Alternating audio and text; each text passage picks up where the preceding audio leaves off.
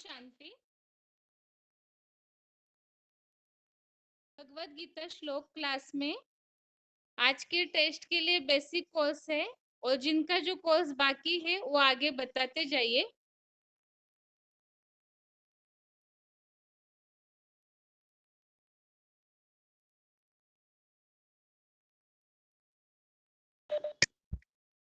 ओम शांति। आज हम माना शिव शंकर अलग अलग होते हुए भी उन्हें भक्ति मार्ग में एक क्यों किया है, यह ज्ञान मार्ग के आधार से माना गीता ज्ञान के आधार से समझेंगे। जैसे बोला जाता है कि शिव शिव माना कल्याणकारी, लेकिन महादेव शंकर के लिए क्या कहते हैं, विनाश का देवता प्रसिद्ध है, संहारकारी। लेकिन किसका विनाश कराते हैं वह, तो वह पुरानी परंपराएं, पुराने मते जो रूढ़ी धारणाएं माना गलत हो गई है और हमारे अंदर जो अवगुण है उनका विनाश कराते हैं।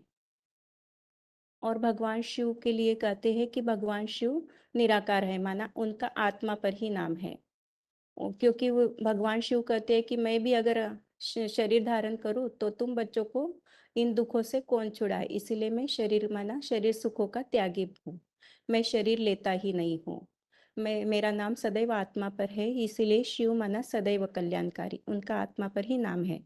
और शंकर महादेव का नाम शंकर माना पुरुषार्थी, जो मिक्स पार्टदारी है, जिनका नाम मिक्स है, माना श माना शिव, क माना कृष्ण, र माना राम, मिक्स पार्टदारी।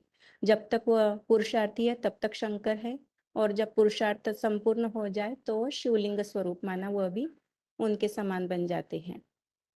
और भगवान शिव के लिए कहते हैं कि गॉड इज माना वो जब उनके पास ज्ञान का भंडार है, लेकिन वह ज्ञान सुनाए कैसे, क्योंकि उन्हें अपना शरीर नहीं, तो वह शरीर में प्रवेश करते हैं, एक ही मुकर्रर रथ में प्रवेश करते, इसीलिए शिव शंकर, शिव के साथ सिर्फ शंकर का ही नाम जोड़ा है और किसी देवी देवता का नहीं, इसीलिए कहते भी है गॉड इज वन, माना भगवान एक है, तो वह एक प्रसिद्ध होते हैं। और महादेव के लिए भी दिखाते हैं कि रुद्राक्ष माना रुद्र की आंखें, जिसके जिसके लिए कहते हैं कि पंचमुखी रुद्राक्ष, 11 मुखी रुद्राक्ष, माना ऐसी रुद्र बच्चों में प्रवेश कर, माना भगवान शिव महादेव को रुद्र कहते हैं, लेकिन उनके बच्चे ये अक्षय आंखें, तो उनमें वो प्रवेश करके अपना कार्य कराते हैं। और फिर भगवान शिव को शिव नेत्र कहते हैं हम, कभी शंकर नेत्र सुना ही नहीं, शिवलिंग गाया है, शंकर लिंग गाया ही नहीं। शिवरात्रि गाते, महाशिवरात्रि, लेकिन शंकर रात्रि नहीं गाते। तो यह अलग अलग होते हुए भी एक कैसे, क्योंकि लिंगोद्भव की कथा भी हमने देखी है कि लिंग में ब्रह्मा जी ऊपर गए, विष्णु जी नीचे गए, लेकिन किसी को आदि अंत नहीं मिला।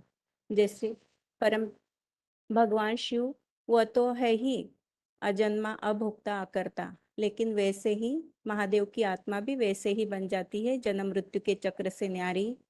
उन्हें भी निश्चय अनिश्चय के चक्र में कभी आती ही नहीं। जब से वह ज्ञान में आते हैं तब से निश्चय अनिश्चय के चक्र में कभी भी आती नहीं, माना जन्म मृत्यु के चक्र में आती नहीं। उनके भी इसीलिए शास्त्रों में न ही जन्म मृत्यु दिखाई, न ही माता पिता दिखाए, ऐसे वे भी बन जाते हैं। अब हम भगवान महाशिव तो अजन्मा है, क्योंकि वह तो शरीर का ही, उनकी आत्मा का ही नाम है, लेकिन महादेव भी वैसे बन जाते हैं अजन्मा। इसीलिए गीता में भी गाया है, यो महाजन अनादि सर्वलोक वेत्ति महेश्वरम असमूढ़ सर्मर्तेषु सर्वपापे प्रमुच्यते, माना जो ऐसी याद करेगा उस परमपिता शिव परमात्मा साकार में निराकार की, तो वह भी पापों से मुक्त हो जाएगा। ऐसे वे अजन्मा बन जाते हैं, अजन्माना गर्भ से जन्म लेते ही नहीं। इस और अभोक्ता भी है, अभोक्ता माना कैसे, तो भोगते ही नहीं, जैसे शरीर सुख माना उन्हें सुखों की परवाह ही नहीं, वो तो सदैव कैलाश पर रहते हैं, कैलाश शिखर पर रहते हैं, कभी न स्वर्ग का सुख देखते हैं, मना कभी सुखों की इच्छा की ही नहीं उन्होंने। ऐसे जंगल पहाड़ी पर उनका तपस्या की यादगार दिखाते हैं। और पार्वती माता भी कहती हैं कि हमरे जान सदा शिव जोगी, अज अज अनवद अकाम अभोगी, माना हमारी नजर से अगर आप देखोगे तो वह भोगी होते हुए भी अभोक्ता है। और शास्त्रों में भी गाया है कि 16,000 नारियां माना 16,000 नारियां भोग भोग के भी वह रहता है अभोक्ता। तो ऐसे महादेव की आत्मा अभोक्ता है, माना उन्होंने देह के सुखों की कभी इच्छा ही नहीं की। ऐसे समदर्शी हैं और पक्षपातहीन भी है महादेव की आत्मा। जैसे 18 के 10 में भी बताया है कि वह सर्व कार्य करते हैं, लेकिन फिर भी जो यज्ञ सेवा करते हैं ऐसे नहीं कि उस बच्चों के प्रति उन्हें लगाव आसक्ति होगी, नहीं, वह अपने कर्मों में सदा अनासक्त रहते हैं। ऐसे वह महादेव की आत्मा पक्षपातहीन बन जाती है। और 5 के 19 में भी बोला है, साम्य स्थितो माना माना निर्दोष ही समम ब्रह्म तस्मात् ब्रह्मानि ते स्थिता, माना वह निर्दोषम समान ब्रह्म के समान बन जाते हैं। माना उनमें पाप पुण्य का कोई लेप छेप रहता ही नहीं। ऐसे पक्षपातहीन ऐसे अभोक्ता बन जाते हैं। और अकर्ता, अकर्ता माना कर्म करते भी अकर्ता हो जाते हैं। अब अकर्ता माना क्या? तो भगवान कहते हैं कि जैसे शिव तो अकर्ता है ही, क्योंकि वे सदैव कर्म में आते हैं, प्रवेश करते हैं, प्रवेश करके कार्य करते हैं, लेकिन सदैव बिंदु स्वरूप ही रहते हैं। कभी उन्हें देह का भान माना देह में आसक्ति लगाव उत्पन्न होता ही नहीं। और महादेव की आत्मा भी वैसे बन जाती है। जैसे हम देखते हैं कि भगवान को गाया भी जाता है, अकर्ता अकर्ता में नहीं आएगा, अकर्ता, हाँ, भगवान शिव माना गाते हैं कि कामदेव को भस्म किया, माना तीसरे नेत्र से दिखाते हैं कि कामदेव को भस्म किया। और जो काम वासना को भस्म कर देते हैं, जही शत्रु, गीता में भी बोला है, जही क्षत्रि महाबाहो काम रूपम दुरासदम, माना जो काम शत्रु को मार डालता है वह विश्वनाथ कहलाता है, वही जगन्नाथ कहलाता है। तो भगवान महादेव भी विश्वनाथ के रूप में प्रसिद्ध है, इसीलिए गाते भी है हर हर गंगे काशी, हर हर काशी विश्वनाथ गंगे। उनके लिए ही गायन है, उनके लिए ही महामृत्युंजय का जाप भी करते हैं। ऐसे तो दिखाते हैं कि महाकाल है, कालोस्मी है, माना महाकाल है, फिर भी भक्ति मार्ग में उनके लिए महामृत्युंजय का जाप करते हुए दिखाते हैं कि वही मृत्यु के पंजे से भी छुड़ाने वाले हैं। माना वही हमें ज्ञान में ऐसे निश्चय बनाएंगे, अपने अनुभव युक्त ज्ञान सुनाकर, तो हम भी उनके जैसे निश्चयवान बच्चे बन जाएंगे। ऐसे अकर्ता है। और इसीलिए भक्ति मार्ग में उनके लिए गाते भी हैं कि वह हमें सब दुखों से छुड़ाने वाले हैं। इसी और इसके लिए श्लोक भी आया है अकर्ता के लिए कि तक्ता कर्म फल संग नित्य तृप्तो निराशय, माना सर्व कर्म करते भी वह निराशय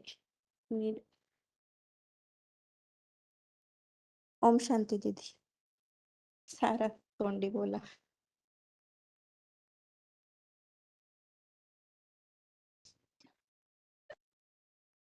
ठीक है, आगे बताइए।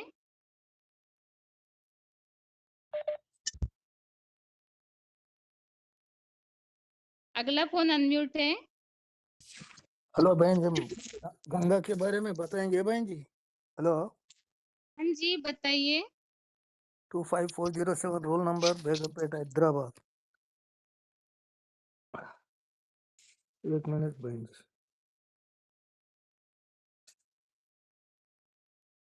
गंगा पतित पावनी नहीं है। गंगा पतित पावनी नहीं तो शंकर के सर पर विराजमान क्यों हुआ?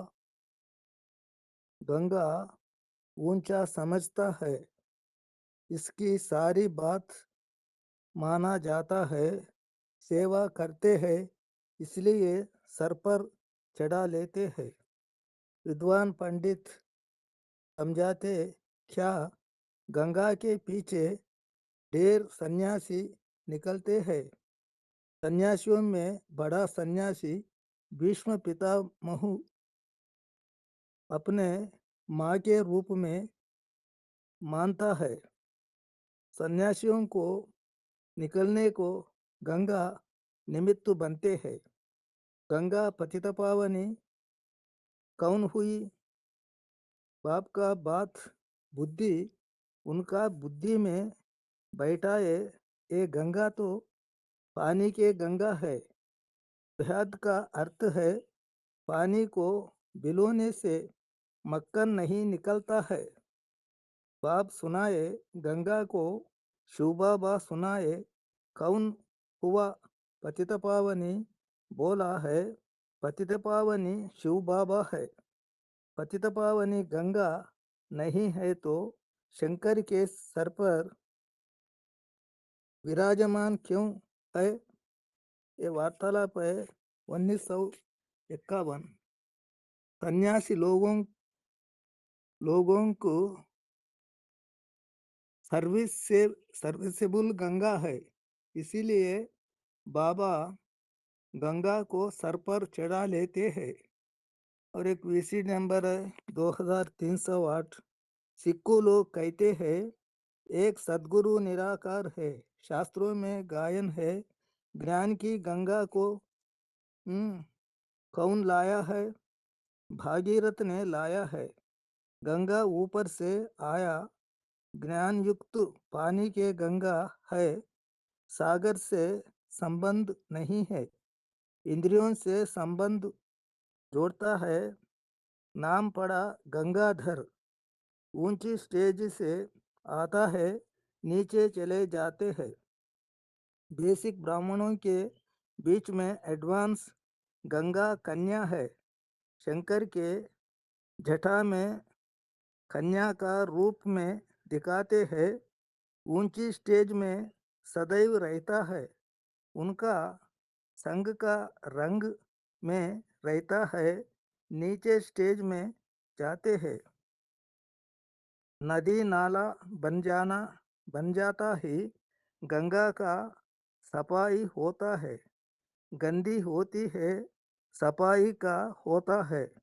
बेहद का बात है गंगा शंकर के जटा में से निकली। जगदम्बा पहला निकला। गंगा पहला निकला, जगदम्बा पहला निकली। और छोटा छोटा मंदिर मूर्तियां बनाते हैं। सेवा का बात है सेवा जो करता ना बड़ा मंदिर बनते हैं। हनुमान का मूर्ति बनाते हैं। शंकर का मूर्ति को बड़ा बनाते हैं। बड़ा सेवा करे है। गंगा भी बड़ी सेवा करे है। इसीलिए सर पर चढ़कर बैठे हैं। बच्चे प्यार करने से चढ़कर बैठे हैं। पतित पावनी गंगा नहीं है, गौमुख से गंगा निकली। उसका असली अर्थ क्या है। ये वार्तालाप है 1515। दुर्योधन दुशासन मुख से निकली नहीं, कन्या के मुख से निकली है। पवित्रता के ज्ञान का भान मारते हैं। गंगा पहाड़ से गंगोत्री से गंगा निकली है। इसीलिए भक्ति मार्ग में मूर्ति बनाए है। गंगा कोई नदी हो बाप का कनेक्शन में है क्या। बाप का कनेक्शन में नहीं है। ओम शांति माता जी। हेलो हेलो हेलो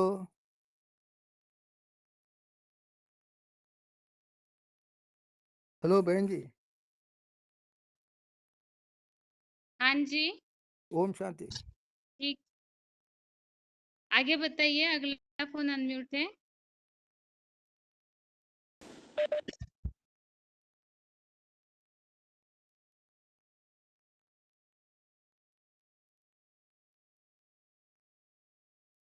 हाँ, ओम शांति है। जिन्होंने छोड़ने का आत्मा के ऊपर बताना है। आत्मा के ऊपर बता रहे वर्तमान समय और आगे आने वाली परिस्थितियों का सामना करने के लिए ब्राह्मण बच्चों को क्या पुरुषार्थ करना चाहिए।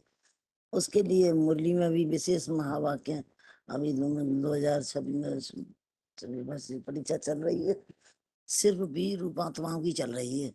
इस एक श्रेष्ठ वर्ष में टाइम पास कर लेना, याद में रहकर, स्थिर रहकर, शांत रहकर, तो शूटिंग कर रही 84 जन्मों के लिए बहुत अच्छा होगा। ये वर्ष पास होने का है। बाबा का लास्ट संदेश है, इसमें बाबा ने 3 पास बताए हैं। पास होना भी है, नजदीक पास जाना भी है, तीसरा टाइम पास करना भी है। बाबा ने कहा है 1 वर्ष का टाइम तो पास करना है, पास होना भी है एग्जाम में, लेकिन बाबा के नजदीक पहुंचना भी है। इसमें से बाबा के नजदीक पास पहुंचना भी है, लेकिन साथ साथ पास का भी दुआ दिया कि 1 वर्ष का टाइम पर, ताकि हमारे दिल में कोई कमी न रह जाए। बाबा ने 1 वर्ष का टाइम भी दिया कि कोई दिल में कोई कमी न रह जाए। इससे पूरा पुरुषार्थ करना चाहिए इस बच्चों को, क्योंकि 1 वर्ष इससे एक्स्ट्रा बाबा ने दिया है कि सबको अपनी अपनी पूरी 1 वर्ष का टाइम देके पुरुषार्थ करना चाहिए। लेकिन बस पूरा पुरुषार्थ ही करना चाहिए। इस व्रत के प्रभाव से जो अपने बच्चे उसमें लगे रहेंगे, न तो वो ही पूरा काम कर सके, जो कि ये वर्ष बहुत वैल्यूबल है इसके सब के लिए। लेकिन इस बाद में तो बोल दी कि बाद में तो फिर 1.5 लोग निकल पड़ेंगे, तो मौका भी न भी हुआ। अभी जो ड्रामाबाजी चल रही है दुनिया की तलाश होने की, उसको साक्षी होकर के, मस्त होकर के देखते रहो, अपना अपना कर्तव्य करते रहो। नहीं और जो हो रहा है सो अच्छा हो रहा है, ना हो रहा है सो अच्छा। तो बाबा ने देख समझ तो मत कराओगे, एक बार बाबा ने इसके बाद में ढेर के ढेर लोग निकल पड़ेंगे, मौका भी नहीं मिलेगा। अभी जो भी ड्रामाबाजी चली दुनिया की खलास होने की, उसको साक्षी होकर के देखते रहो, सब लोग अपना अपना काम करते रहो। जो होगा सो देखा जाएगा, बस परेशान नहीं होना चाहिए। कोई कैसा होगा क्या होगा, जो होगा सो देखा जाएगा। हम तो अपना कर्तव्य कर रहे हैं, अपना प्रयास भी करते रहो। श्रीमत जो बाबा की मिली है, श्रीमत के अनुकूल बाबा की प्रसाद भी करना चाहिए। लेकिन अच्छे नंबर नंबर ज्यादा लाने चाहिए, नंबर अच्छे नंबर से पास हो गए तो ज्यादा अच्छा है। उसके लिए बाबा ने मुझे विशेष बाकी दिया है कि जितना जो करेगा वो ही उनको बाबा को, जो जितना पुरुषार्थ करते हैं उतना बाबा खुद याद करते हैं। बाबा जी ये तो ड्रामा है, ड्रामा चलता रहेगा। अपना सीन जो हमने कल पहले किया होगा वो ही है, लेकिन ऐसे सोच के नहीं बैठना है कि हमने कल पर पहले करा होगा वो ही मिलेगा, नहीं है। पुरुषार्थ तो करना, पुरुषार्थ को आगे रखना है। पुरुषार्थ करते रहो अपने फल की इच्छा मत करो, लेकिन फल जो होगा सो देखा जाएगा। वो बाबा जाने, बाबा का काम जाने, लेकिन हमें तो अपने करना है, अपना पुरुषार्थ करना है। क्योंकि जब मांगे चल के बहुत मांगे तो ढेर के ढेर लोग निकल पड़ेंगे, फिर किसी को मौका भी नहीं। अभी जो भी ड्रामा हो जाए दुनिया खराब, उसके साथ मस्त होकर के देखते रहो, अपना अपना कर्तव्य सो करो, लेकिन पुरुषार्थ के अनुसार ही करना है। ओम शांति जी। ओम शांति जी। ठीक है माता जी बताइए 20,751। जी दीदी, भक्ति मार्ग वालों के लिए बाप टीचर सदगुरु का पाठ कैसे समझाएंगे, वो बता रही हूँ। पहले उन्हें बताएंगे कि भगवान कौन है। तो गीता के अनुसार वो अति सूक्ष्म है, अनुरज्ञान है, तमस परम उच्चते बताया है कि वो नक्षत्रों की ज्योति है, अंधकार से परे है। अंधकार का अर्थ है दुख, दर्द, दुर्गति, मन बुद्धि का भटकना। जो स्वयं अंधकार से परे है वही इस सृष्टि को भी अंधकार से परे ले जा सकता है, परंतु वह तो अति सूक्ष्म है, साकार रहित है। तो साकार सृष्टि में मनुष्यों का मार्गदर्शन करेंगे कैसे? तो इसीलिए गीता में कहा है मानुषिम तनुमाश्रितम, मनुष्य तन का आधार लेते हैं। उस साधारण तन को गीता में चैतन्य सूर्य भी कहा है कि जब आता हूँ तो सबसे पहले सूर्य को ज्ञान देता हूँ। अर्जुन भी कहा है इदम शरीरम कौन्तेय वही साकार तन साकारी दुनिया का आधार बनता है। उसके द्वारा ही सृष्टि की सारी आत्माएं ये संबंध स्थापित करते हैं, और ये संबंध हर धर्म में दिखाई देता है। हिंदू कहते हैं तुम ही हो माता पिता बंधु सखा, मुसलमान खुदा दोस्त, क्रिश्चियन गॉड फादर या लिबरेटर के संबंध में उन्हें याद करते हैं, जिसकी बात गीता में भी आई है। पितामह से जगतो माता धाता पितामह गतिर्भर्ता प्रभु साक्षी निवास शरणम सुहृद। तो जगत पिता, माता, विधाता, प्रभु है और मित्र आदि के संबंध तो हमने देखे, समझे, सुने। इसके साथ साथ आज हम भगवान, बाप, टीचर और सद्गुरु का संबंध मनुष्य आत्माओं के साथ कैसे स्थापित करते हैं वो समझेंगे। तो जैसे हमने समझा वो अति सूक्ष्म है और वो कोई एक तन का आधार लेते हैं। तो उस तन को, उस माध्यम को जानना क्यों जरूरी है? क्योंकि जब तक हम उसे नहीं जानेंगे तब तक बाप, टीचर और सद्गुरु का पाठ भी समझ नहीं सकेंगे। उसे जानना क्यों जरूरी है कि अब बाप, टीचर, सद्गुरु के रूप में उस एक मूर्ति को के द्वारा पाठ बजाता है, क्योंकि किसी भी अंधकार को दूर करने के लिए प्रकाश को कोई ना कोई माध्यम चाहिए, और वो तो एक प्रकाश है, ज्ञान का अखूट भंडार है। जैसे हम भी अपने जीवन के दुखों से छुटकारा पाने के लिए हमेशा लौकिक गुरुओं की मदद लेते आए और उन्हें भगवान तक पहुंचने का माध्यम मानते आए, लेकिन अब अलौकिक गुरु आए हैं जो अपने ज्ञान और योग से हमारे जीवन का अंधकार दूर करते हैं। जब तक उन्हें नहीं जानेंगे तब तक जीवन का अंधकार दूर नहीं होगा।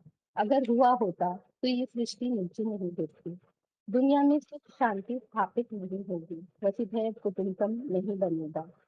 इसलिए स्व परिवर्तन से विश्व परिवर्तन के लिए उस माध्यम को जानना जरूरी है। और इस समय सृष्टि के अंत समय में कोई भी आत्मा ऐसी नहीं है जो ये कहे कि वह तन, मन, धन, जन सभी शक्तियों से भरपूर है, सुखी है। कोई ना कोई किसी न किसी शक्ति से दुखी तो जरूर है ही। इसीलिए बताया इच्छा द्वेष समुत्थेन द्वंद्व मोहेन भारत। माना कल्पांत काल में इच्छा और द्वेष के द्वंद्व के मोह से समस्त प्राणी मूर्खता को पाते हैं। और ऐसे समय में जब सारी मनुष्य की सृष्टि की आत्माएं भगवान को पुकारती हैं, याद करती हैं, तो उनका दुख हरने के लिए भगवान इस सृष्टि पर आते हैं। जो कहा है यदा यदा ही धर्म से ग्लानि होती है, अधर्म की वृद्धि होती है, तो नए सद्धर्म की स्थापना के लिए वर्तमान समय में भगवान इस सृष्टि पर तीनों पाठ बजाने आए हुए हैं। तो ये जो तीनों पार्ट है, तो भगवान आएगा तो कोई ना कोई कर्तव्य तो निभाएगा ही, कोई ना कोई काम तो करेगा ही। तो इन तीनों के पार्ट के द्वारा मतलब कर्तव्य के द्वारा, सॉरी, इन तीनों मूर्तियों के पार्ट के द्वारा क्या कर्तव्य निभाते हैं वो समझते हैं। पहले वो समझेंगे फिर उनका पार्ट समझेंगे। साकार माध्यम के द्वारा बाप का काम है आदि में बीज बोना और अंत में वर्षा देना। टीचर का काम है हिज्जे हिज्जे करके समझाने देना। सद्गुरु का कर्तव्य है कि वह अपने बच्चों के मन बुद्धि की सद्गति के साथ साथ शरीर की भी सद्गति करे। यह कर्तव्य वही विश्व पिता पूरे करते हैं। उन्हें जानकर ही हम अपने मन बुद्धि और शरीर की सद्गति कर सकते हैं और दुख दर्द को खत्म कर सकते हैं। तो अब ये समझते हैं कि सृष्टि का पिता का साकारी रूप कौन है। शास्त्रों के हिसाब से ही समझेंगे। कहा गया है एको सद्विप्रा बहुधा वदन्ति। विप्र अर्थात ब्राह्मण, और शास्त्रों में जनेऊधारी ब्राह्मण के रूप में शंकर को दिखाया है, जो केवल एक देवता नहीं है बल्कि देवादिदेव महादेव, विश्वनाथ और आदिदेव भी कहा गया है। उन एक ब्राह्मण की महिमा चालीसाओं, स्तुतियों, आरतियों, शास्त्रों में हर जगह गाई हुई है। भक्ति मार्ग में सबसे अधिक लिंग मूर्तियां भी शंकर की ही मूर्ति है, जो ये बताती हैं कि उनकी यात्रा सभी धर्मों में और परंपराओं में किसी न किसी रूप में विद्यमान है। शिव परम पिता परमात्मा जो अति सूक्ष्म है, शंकर का आधार इसलिए लेते हैं इसलिए शिव का नाम सिर्फ शंकर के साथ जोड़ा जाता है। शंकर विश्व के पिता या विश्व के नाथ भी कहलाते हैं। अब शंकर तो देवता है, अभी हमने ये समझा वो साकार स्वरूप कौन है, वो शंकर है, क्योंकि वही जनेऊधारी ब्राह्मण भी है। और कलयुग के, अब शंकर देवता है तो कलयुग के अंत में उनका आधार लेने की बात कैसे आती है, तो उन्हें समझाएंगे 9 के 21 के आधार पर। ते तम भुक्त्वा स्वर्ग लोकम विशाल क्षीणे पुण्य मर्त्य लोकम विशन्ति। माना जब देवताओं का पुण्य क्षीण हो जाता है तो वो मृत्यु लोक में प्रवेश करते हैं। जन्म मरण के चक्कर में आते आते इस समय शंकर भी मनुष्य रूप में वर्तमान समय सृष्टि पर मौजूद है और उन्हें ही अब साधारण तन कहा गया है गीता में। अब जानन्ति माम मूढ़ा मानुषं तनुमाश्रितम्। अब कहा भी जाता है शिव, त्रिमूर्ति शिव, यानी शिव की 3 मूर्ति। शिव को ये पता है कि उनकी श्रेष्ठ 3 मूर्तियां इस सृष्टि पर मनुष्य रूप में कौन कौन है जो वर्तमान समय मौजूद है। कार्य तो तीनों मूर्तियों के द्वारा करते हैं, स्थापना पालना विनाश का ब्रह्मा विष्णु शंकर कहा जाता है, पर संसार में प्रत्यक्ष एक शंकर की मूर्ति के ही द्वारा होते हैं, क्योंकि शास्त्रों अनुसार जिस तरह से शिव पिता जन्मा अभूता करता है, उसी प्रकार जिसमें वो प्रवेश करते हैं और उनके जिनके द्वारा प्रत्यक्ष होते हैं उन्हें आप समान बनाते हैं और वो भी अजन्मा अभोक्ता अकर्ता साबित होता है। शास्त्रों अनुसार उनका कभी विनाश नहीं है और किसका नहीं होता, वही बाप का पार्ट भी है। तो बाप का पार्ट किसका है? बाप को बीज भी कहा जाता है, बीज जिसका कभी विनाश नहीं होता। इसलिए गीता में कहा है अविनाशी तू तद्विद्धि येन कर्मिदं सतम। तो ये सृष्टि का बीज भी वही होगा जिसका कभी विनाश नहीं होता और शास्त्रों में उसे शंकर के रूप में देखा जाता है, जिसके न माता पिता है, न जन्म मृत्यु, न आदि अंत, जो कालों का काल महाकाल है, जिससे सारी सृष्टि विस्तार को भी पाती है। मया ततम सर्वम जगत अव्यक्तम। क्योंकि परिवार तो बाप के द्वारा ही बढ़ता है और यह सृष्टि रूपी वृक्ष या सृष्टि रूपी कुटुंब भी एक बाप के ही द्वारा बढ़ेगा और वह सृष्टि का बाप शंकर है, जिसे दूसरे धर्मों में भी एडम आदिदेव के नाम से पुकारा जाता है। कहा है त्वमस्य विश्वस्य त्वम आदिदेव पुरुष त्वमस्य विश्वस्य परम निधान। वह सृष्टि का प्रथम देव और दूसरे धर्मों में प्रथम मनुष्य कहा जाता है। और महाभारत में भी वर्णन है कि सृष्टि के आरंभ में कुछ भी न था, केवल एक अंड था। अंड का अर्थ है बीज। यही बीज और कोई नहीं मनुष्य सृष्टि का पिता है, शंकर, जो शिव समान बीज रूप बनते हैं। और भक्ति मार्ग में अर्धनारीश्वर का रूप भी बताया जाता है। एक ही स्वरूप है जो माँ भी है और पिता भी है और उसी का विग्रह शिवलिंग के रूप में पूजनीय भी है। शिव मूर्तिमान शंकर को आप समान निराकारी, निर्विकारी, निरहंकारी, सूक्ष्म बीज बनाते हैं। कभी कहा है सगुने अगुने नहीं कछु भेदा, उभय हरे भक्त संभव भेदा। इस आधार पर भी उन्हें सृष्टि का पिता कहा जाता है। कहा है तुम ही हो माता पिता बंधु सखा। माना कोई एक साकार व्यक्तित्व के द्वारा ही सृष्टि के सारे संबंध निभाए जाते हैं और वो शंकर जब शिव समान बनते हैं, ये तब की बात है। कलयुग के अंत में जब परमपिता साधारण तन में आते हैं, तब उनमें प्रवेश करके मनुष्य आत्माओं में ज्ञान का बीज डालते हैं। वे आदि में ज्ञान का बीज बोते हैं और अंत में सुख शांति का वर्षा देते हैं। लौकिक बाप तो सिर्फ दुकान मकान सांसारिक साधन देते हैं और वहीं अलौकिक बाप परम सुख शांति पवित्रता और ज्ञान का सागर बनकर बच्चों को सुख शांति का वर्षा देते हैं। ये कार्य कलयुग के अंत में ही विशेष रूप से होता है, क्योंकि उसी समय सृष्टि दुखी होकर भगवान को पुकारती है। तब वे मनुष्य रूप आधार लेकर दुख हरने का काम करते हैं। इसीलिए शंकर के नाम के साथ हर हर बम बम भी जोड़ा जाता है, जिसका मतलब है दुख हरने वाला, जो गीता में भी कहा है सुहृदयं सर्वभूतानां ज्ञात्वा माम शांति रिच्छति। अर्थात जो मुझे समस्त प्राणियों का सच्चा हितैषी जानता है, वह शांति को प्राप्त करता है और ये शांति ही बाप का वास्तविक वर्षा है। भक्ति मार्ग में देखते हैं कि जब भी किसी पर मुसीबत आती है, देव दानव या मानव, सभी की नजर महादेव की तरफ जाती है। वरदान पाने के लिए भी देवता और दानव दोनों शंकर की उपासना करके आए। यानी भक्ति मार्ग में दुख हरने और सुख शांति देने वाले के रूप में सभी प्रकार की आत्माएं, हर तरह के स्वभाव संस्कार की आत्माएं शंकर की ओर से आकर्षित होती हैं। ये भी एक कारण है कि वे हर प्रकार की आत्मा के पिता हैं, सृष्टि के बीज हैं। अब समझते हैं कि वो मूर्तिमान शंकर टीचर का पार्ट कैसे निभाते हैं।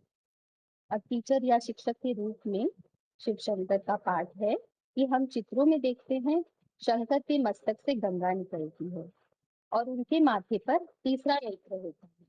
वास्तव में ये तीसरा नेत्र बुद्धि का नेत्र है, ज्ञान का नेत्र है। जब शिव साकार शंकर में प्रवेश करते हैं तो सबसे पहले शिव उस साधारण तन को ही वो ज्ञान का नेत्र प्रदान करते हैं, जिसके लिए गीता में कहा है इमं विवस्वते योगम प्रोक्त वान भवयम्। थोड़ा रॉन्ग हो गया दीदी। अर्थात जब मैं आता हूँ तो सबसे पहले सूर्य को ज्ञान देता हूँ। साकारी शंकर ही वो चैतन्य सूर्य है। इस प्रकार शंकर के मस्तक से बहने वाली गंगा ज्ञान की गंगा की यादगार है। इसका अर्थ स्थूल पानी नहीं बल्कि वो ज्ञान है जो उनके मुख से निकलकर सारी सृष्टि को सुनाया जाता है और उसी ज्ञान से सारी सृष्टि की आत्माओं का उद्धार भी होता है, जिसके लिए गीता में भी आया है तेषां सतत युक्तानां भजतां प्रीतिपूर्वकम। मैं योगियों को बुद्धि योग देता हूँ जिससे वे मेरे पास पहुंच जाते हैं। इसलिए शिक्षक का मुख्य कर्तव्य ज्ञान और बुद्धि योग देना है। जिसके पास स्वयं बुद्धि का योग होगा, जिसकी यादगार मस्तक पे तीसरा नेत्र है, वही तो दूसरों को बुद्धि योग दे भी सकेगा। और भक्ति मार्ग में इसकी दो यादगारें भी हैं। पहला कि तीसरा नेत्र और ज्ञान की गंगा, और दूसरा है शंकर द्वारा पार्वती को अमरत्व की कथा सुनाना। जैसे कि कृष्ण ने अर्जुन को गीता का ज्ञान सुनाया, वैसे ही भक्ति मार्ग में शंकर द्वारा पार्वती को अमर कथा सुनाने के लिए यादगार है। इसलिए कथा सुनाने वाला तो एक ही है, क्योंकि अमरनाथ बनाने वाला एक ही हो सकता है, अमरनाथ की कथा सुनाने वाला भी एक ही हो सकता है। अमरनाथ की कथा और गीता का ज्ञान मूल रूप में उसी एक आत्मा के शिक्षक पाठ की यादगार है। चाहे वो कृष्ण ने अर्जुन को सुनाया हो, चाहे शंकर ने पार्वती को सुनाया हो। ये केवल एक पार्वती या एक अर्जुन की बात नहीं है। सारी सृष्टि ही ज्ञान प्राप्त करने वाली पार्वती और ज्ञान अर्जन करने वाला अर्जुन है। इसी सृष्टि पर आकर्षित शंकर टीचर बनकर सभी मनुष्य आत्माओं को ज्ञान का पाठ पढ़ाते हैं, पढ़ा रहे हैं, ताकि उनकी मन बुद्धि की सद्गति हो सके। शंकर टीचर बनकर गीता ज्ञान सुनाते और देवी देवता बनने का मार्ग बताते हैं। इसीलिए उनको अमरनाथ भी कहा जाता है। गीता में आया है इदं तूते गुह्यतमं प्रवक्ष्यामि अनसूयवे। और एक और आया है राजविद्या राजगुह्यम पवित्रम उत्तमम्। शिव शंकर सारी सृष्टि को शिक्षक बनकर अत्यंत सुखदायी, धर्म के अनुकूल, पालन करने में सहज, राजाओं की विद्या सिखा रहे हैं, सुना रहे हैं। इसीलिए कहा जाता है अमरनाथ की कथा सुनाई, क्योंकि अमर देवता बना है और राजा बनने का रहस्य सुनाया, बताया, सिखाया। इस आधार पे वे शिक्षक है जो ज्ञान और योग की शिक्षा इस समय दे रहे हैं। और सद्गुरु का पाठ वो कैसे निभाते हैं? उनका कर्तव्य है मन बुद्धि के साथ साथ शरीर की भी सद्गति करना। सिखों में भी एक भजन है सद्गुरु अकाल मूर्त, अर्थात ऐसा स्वरूप जिसे काल भी समाप्त ना कर सके। सिखों में सद्गुरु का बहुत गायन होता है और भक्ति मार्ग में शंकर को अकाल मूर्त कहा जाता है, जिसको कोई काल न खा सके। भक्ति मार्ग की ये यादगार दोनों एक दूसरे को की पूरक है। जिन्हें काल न खा सके, जो महाकाल कहा गया है, वही सद्गुरु का पाठ बजाने वाली आत्मा है। गीता में कहा है कालो अस्मि लोकस्य प्रवृत्ति। इसी कारण महाकाल के नाम पर मृत्युंजय का पाठ भी बिठाते हैं। वर्तमान समय में वही शंकर ज्ञान और योग के द्वारा आत्माओं की सद्गति कर रहे हैं। कहते हैं ना नैया मेरी पार लगाती। यहाँ नैया से तात्पर्य शरीर है और शंकर उस शरीर रूपी जहाज की यादगार है, जिनकी पहचान और उनके ज्ञान के आधार पर आत्माएं इस दुखी संसार से पार जा सकती हैं। जो गीता में आया है सर्वम ज्ञान प्रणय द्विजुनम संतृष्यसि, अर्थात ज्ञान रूपी नौका के द्वारा पापों और दुखों के सागर को पार किया जा सकता है। जो कलयुग के अंत में इस सृष्टि को भव सागर कहते हैं। भव सागर में हमारा शरीर रूपी नैया जो सतयुग में ले जाने वाली आत्मा है, वही ले जा सकती है जो स्वयं भी इसी सृष्टि पर रहते हुए दुख दर्द का भान न करे, सतयुग का ही अनुभव करे।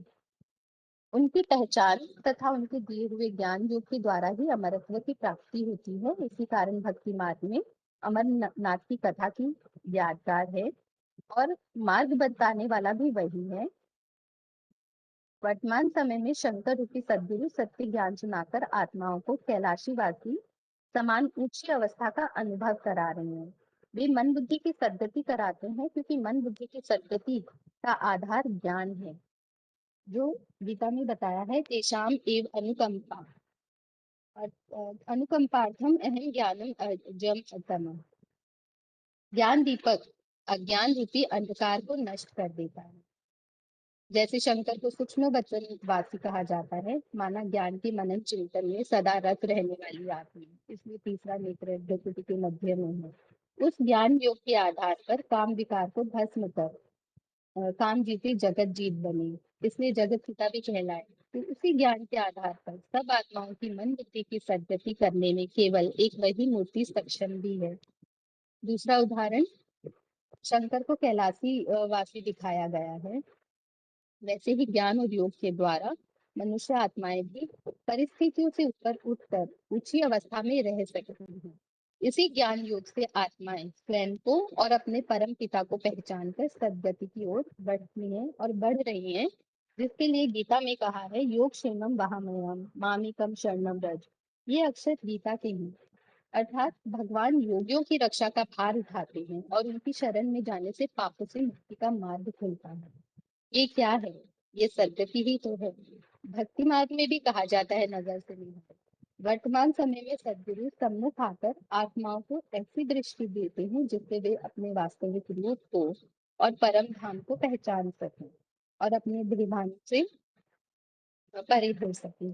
तो इसीलिए गीता में आया है देवी सूर्य सहस्त्र से भवेत युगपत उच्चता, अर्थात यदि आकाश में 1000 सूर्य एक साथ उदित हो जाए तब भी वह तेज उसकी तुलना में कहा गया है। यह तेज उस आत्मा का है, उस एक साधारण पन के द्वारा जो हमें महसूस होता है, जो इससे हमें सृष्टि पर कार्य कर रही है। इस प्रकार भक्ति मार्ग में जिस भगवान को कभी पिता, कभी मित्र, गुरु, उद्धारकर्ता, सद्गुरु के रूप में याद किया जाता है, इनका मुख्य उद्देश्य मनुष्य आत्माओं को दुख, ज्ञान और अशांति से निकालकर सुख, शांति और सद्गति की ओर ले जाना है। ओम शांति।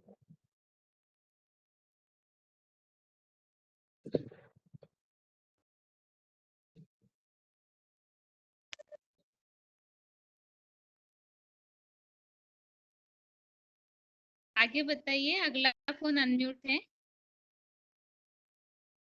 हाँ, ओम शांति दीदी। हेलो, हाँ जी, ओम शांति दीदी। हाँ, मैं भी बाप टीचर सतगुरु के बारे में बताऊंगी, थोड़ा किया है। जैसे भगवत गीता में आया है ना कि यदा यदा ही धर्मस्य ग्लानि भवति भारत, यानी कि जब जब धर्म की ग्लानि होती है और अधर्म बहुत बढ़ जाता है तो भगवान इस सृष्टि पर एक सत्य धर्म स्थापन करने आते हैं।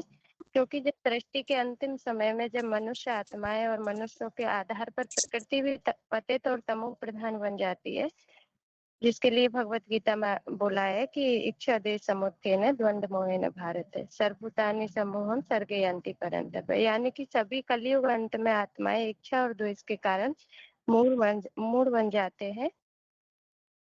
तो फिर भगवान जो भगवत गीता के अनुसार निराकार और ज्योति बिंदु है, जो अजन्म, अभोक्ता, कर्ता, अगर्वा है, और इस 5 तत्व की दुनिया से परे जो परम धाम वासी है, जिसके लिए भगवत गीता में आया है कि ना तत् भासते न सूर्यो न शशांको न पावके यत् गत्वा निर्वर्तन्ते तद्धाम परमम मम, जो परे से परे धाम का रहने वाला है, वो वहां से आकर के इस पुरानी दुनिया को बदल के नई दुनिया बनाते हैं, माना इस सृष्टि का परिवर्तन का कार्य करते हैं, जिसके लिए गीता में आया जगत भी परिवर्तित है। परंतु साकार में है और सृष्टि मनुष्य आत्माएं भी साकार में है, तो जरूर इस सृष्टि के परिवर्तन का कार्य करने वाला भी प्रैक्टिकल में साकार में होना चाहिए। इसलिए परम पिता शिव निराकार को साकार का माध्यम लेना पड़ता है, जिसके लिए गीता में आया है प्रवेश तुम, यानी वो प्रवेश करके जो प्रकृति में स्वाम अधिष्ठा है, यानी प्रकृति को अधीन करके आते हैं, यानी उनका प्रवेशनीय जन्म होता है, जिस जन्म को भगवत गीता में जन्म कर्म से में दिव्यम बोला है, तो एक साधारण मनस्तन का आधार लेते हैं, जिसके लिए गीता में मानुषिम तनु आश्रितम आया है। परंतु भगवान को कहा जाता है त्रिमूर्ति शिव। माना भगवान बाप के 3 विशेष कार्य करता है, जिनके द्वारा विश्व का कार्य करते हैं, जिसके लिए श्रीमद् भगवत गीता में बोला है कि अविभक्तम च भूतेषु विभक्तम एव च स्थितम भूत भर्त च तत्ज्ञेयम ग्रसिष्णु प्रभुष्णुश्च। तो इससे पता चलता है कि भगवान ब्रह्मा द्वारा स्थापना और शंकर द्वारा विनाश और विष्णु द्वारा पालना करते हैं। तो भले कार्य तीनों के द्वारा करते हैं, परंतु भगवान कहा क्या जाता है गॉड इज वन। तो गॉड इज वन है, तो गॉड का बच्चा भी वन होगा। तो वो एक मुकर्रर रूप से प्रवेश एक में ही करते हैं, जिसे आदि देव आदि पुरुष के रूप में मान्यता है, जो आदि में भी है, तो मध्य में भी है और अंत में भी रहता है, जिसके लिए गीता में आया है सर्गाणाम आदि अंतश्च मध्यम च अहम अर्जुन, यानी कि मैं आदि मध्य अंत में हूँ। तो वो ज्योति बिंदु से प्रैक्टिकल में वो मतलब शंकर है, तो वो एक ही ऐसा व्यक्ति था जिसके द्वारा सारी आत्माओं का पिता ज्योति बिंदु से प्रैक्टिकल में बाप, टीचर और सदगुरु के रूप में प्रत्यक्ष होता है। क्योंकि गीता में आया है कि पिता एमस्य जगतो माता धाता पितामह, यानी भगवान ही सबका माता पिता है, जिसको हम माता पिता के रूप में भी मंदिरों में बोलते हैं कि तुम ही हो माता से पिता, तुम ही हो, तुम ही हो सर्व, मतलब यानी कि सारे संबंधों के रूप में भगवान को मानते हैं। परंतु उस ज्योति से बिंदु के साथ साकार में हम अनुभव नहीं कर सकते, इसलिए प्रैक्टिकल अनुभव शंकर वाली आत्मा के साकार स्वरूप से करते हैं। इसलिए भक्ति में एक शंकर महादेव को ही जगतम पितरम बंदे गाया जाता है। तो भगवान सबसे पहले बाप का पार्ट बजाता है। तो बाप का काम होता है आदि में सृष्टि रचना के लिए बीजारोपण करना और अंत में बच्चों को सुख शांति का वर्षा देना। तो सबसे पहले भगवान जो परम पुरुष है, जो जगत रूप परम ब्रह्मा में प्रवेश कर ज्ञान का बीजारोपण करता है, और इस तरह वो परम ब्रह्म ही सबसे पहले सबसे बड़ी प्रकृति रूप माता बनती है। यानी वो परम पुरुष से उस प्रकृति रूप परम ब्रह्मा माता का आधार लेते हैं। इसलिए भगवत गीता में आया है मम योनि महत ब्रह्म तस्मिन् गर्भं ददाम्यहम् संभव सर्वभूतानां ततो भवति भारत। तो वो परम ब्रह्म ही मेरी योनि रूपी माता है, जिसमें मैं ज्ञान का गर्भ डालता हूँ, जिससे सारी सृष्टि की मानसी उत्पत्ति होती है। तो वो सदा शिव ज्योति उसी शंकर व्यक्तित्व, जिसकी आत्मा परा प्रकृति और शरीर अपरा प्रकृति है, जो मुकर्रर रथ है, उसमें ज्ञान का बीज सन 1936-37 में डालते हैं, जो गीता में आया है तासाम ब्रह्म महत योनि अहम बीज पृथक पिता, यानी मैं ही शिव जो ज्ञान बीज बोने वाला परम पिता हूँ। तो जैसे घर चलाने के लिए एक पिता को माता की आवश्यकता होती है, तो ऐसे ही समस्त सृष्टि को चलाने के लिए उस परम ब्रह्म रूपी माता को चुनता है। परंतु वो भगवान के लिए परम ब्रह्मा बनता है, वही सारी सृष्टि का मनुष्य सृष्टि का पिता भी बनता है। तो वो जगत पिता भी बीज बोने के लिए 2 माताओं का आधार लेता है, परा प्रकृति और अपरा प्रकृति, जिसमें ज्ञान बीज धारण करने के लिए आधार बनाता है। तो इस तरह वो ज्ञान बीज बोने वाला प्रैक्टिकल पिता बनता है। तो इसलिए परंतु भगवान को त्रिमूर्ति शिव कहा जाता है। तो यहाँ हम थोड़ा, यानी कि मैंने ये दीदी थोड़ा यज्ञ की हिस्ट्री लिखी नहीं है कि उन 3 मूर्तियों के द्वारा कैसे पार्ट बजता है, तो वो साक्षात्कार की हिस्ट्री लेके यहाँ 1947 तक का जो वर्णन है वो मैंने लिखा नहीं है, तो वो हम बता सकते हैं। फिर जो यज्ञ की शुरुआत है वो 1936-37 में भगवान ने बाप का कर्तव्य किया। तो ये अब जो बच्चे हुए उनकी पालना का काम माँ का होता है। का कर्तव्य भगवान ने दादा लेखराज ब्रह्मा के द्वारा बजाया। जो एक माँ में गुण होते हैं वो अपने बच्चों के प्रति वैसे ही शिव सुप्रीम ने ब्रह्मा दादा लेखराज के द्वारा बखूबी बजाया। तो उन्होंने उनके मुख से जो वाणी निकली वो मुरली कहलाई, क्योंकि ब्रह्मा बाबा ही सतयुग की कृष्ण बनने वाला है, इसलिए शास्त्रों में कृष्ण के हाथ में मुरली भी दिखाते हैं। तो ऐसी मीठी माँ की वाणी थी, परंतु माँ के प्यार में बच्चे बिगड़ जाते हैं और बाप की गैर मौजूदगी में भी बच्चे माँ पर हावी भी हो जाते हैं। तो कुछ ऐसा ही हुआ और ब्रह्मा बाबा माँ का पार्ट था, तो माँ का हृदय कोमल होने के कारण बच्चों की हरकतों को सहन नहीं कर पाए और ब्रह्मा बाबा 18 जनवरी 1969 को हार्ट फेल होने से शरीर छोड़ दिया।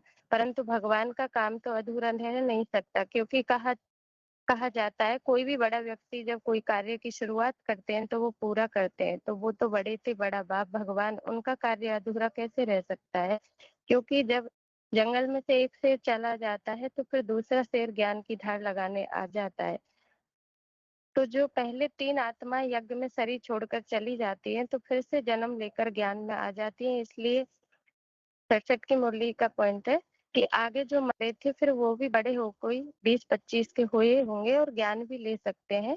तो मुरली के अनुसार जिन्होंने 42 में शरीर छोड़ा वो 25 वर्ष के, और जिन्होंने 47 में शरीर छोड़ा वो 20 वर्ष के हो गए। तो वो ज्ञान में दोबारा आ जाते हैं और जिसके द्वारा बाप का पाठ बजाया उसी आत्मा के द्वारा यज्ञ में फिर भगवान टीचर का पार्ट बजाते हैं। टीचर का काम ही होता है जो भी टेक्स्ट बुक यानी कि जो ब्रह्मा मुख से जो बाणी चली थी, जो मुरली कहलाई, उनका क्लैरिफिकेशन देना। तो ब्रह्मा के द्वारा जो शिव बाप ने ज्ञान मुरली सुनाई, जो गीता ज्ञान था, जो ब्रह्मा के द्वारा 18 साल तक चला, उसकी ही यादगार में भक्ति मार्ग में 18 अध्याय गीता पढ़ी जाती है। परंतु मुरलियों का मनन चिंतन मंथन ब्रह्मा द्वारा नहीं हुआ। वो उस ज्ञान की गहराई को नहीं समझ सके, इसलिए उस ज्ञान को ज्ञान अमृत नहीं कहेंगे।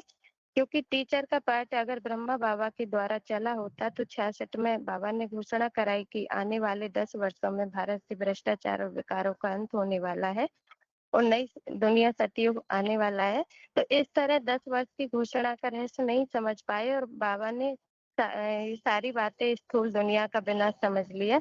जबकि बाबा ने मुरली में बोला कि बेहद का बाप तो बेहद के बच्चों से बेहद की बातें करते हैं। तो ब्रह्मा बाबा के द्वारा टीचर का पार्ट नहीं चला क्योंकि टीचर स्ट्रिक्ट होता है, जबकि ब्रह्मा तो हर बात में लूज हो जाते थे। इसलिए त्रिमूर्ति के चित्र में ब्रह्मा बाबा को लूज बैठे हुए दिखाया है और शंकर को स्ट्रिक्ट अवस्था में बैठे दिखाया है।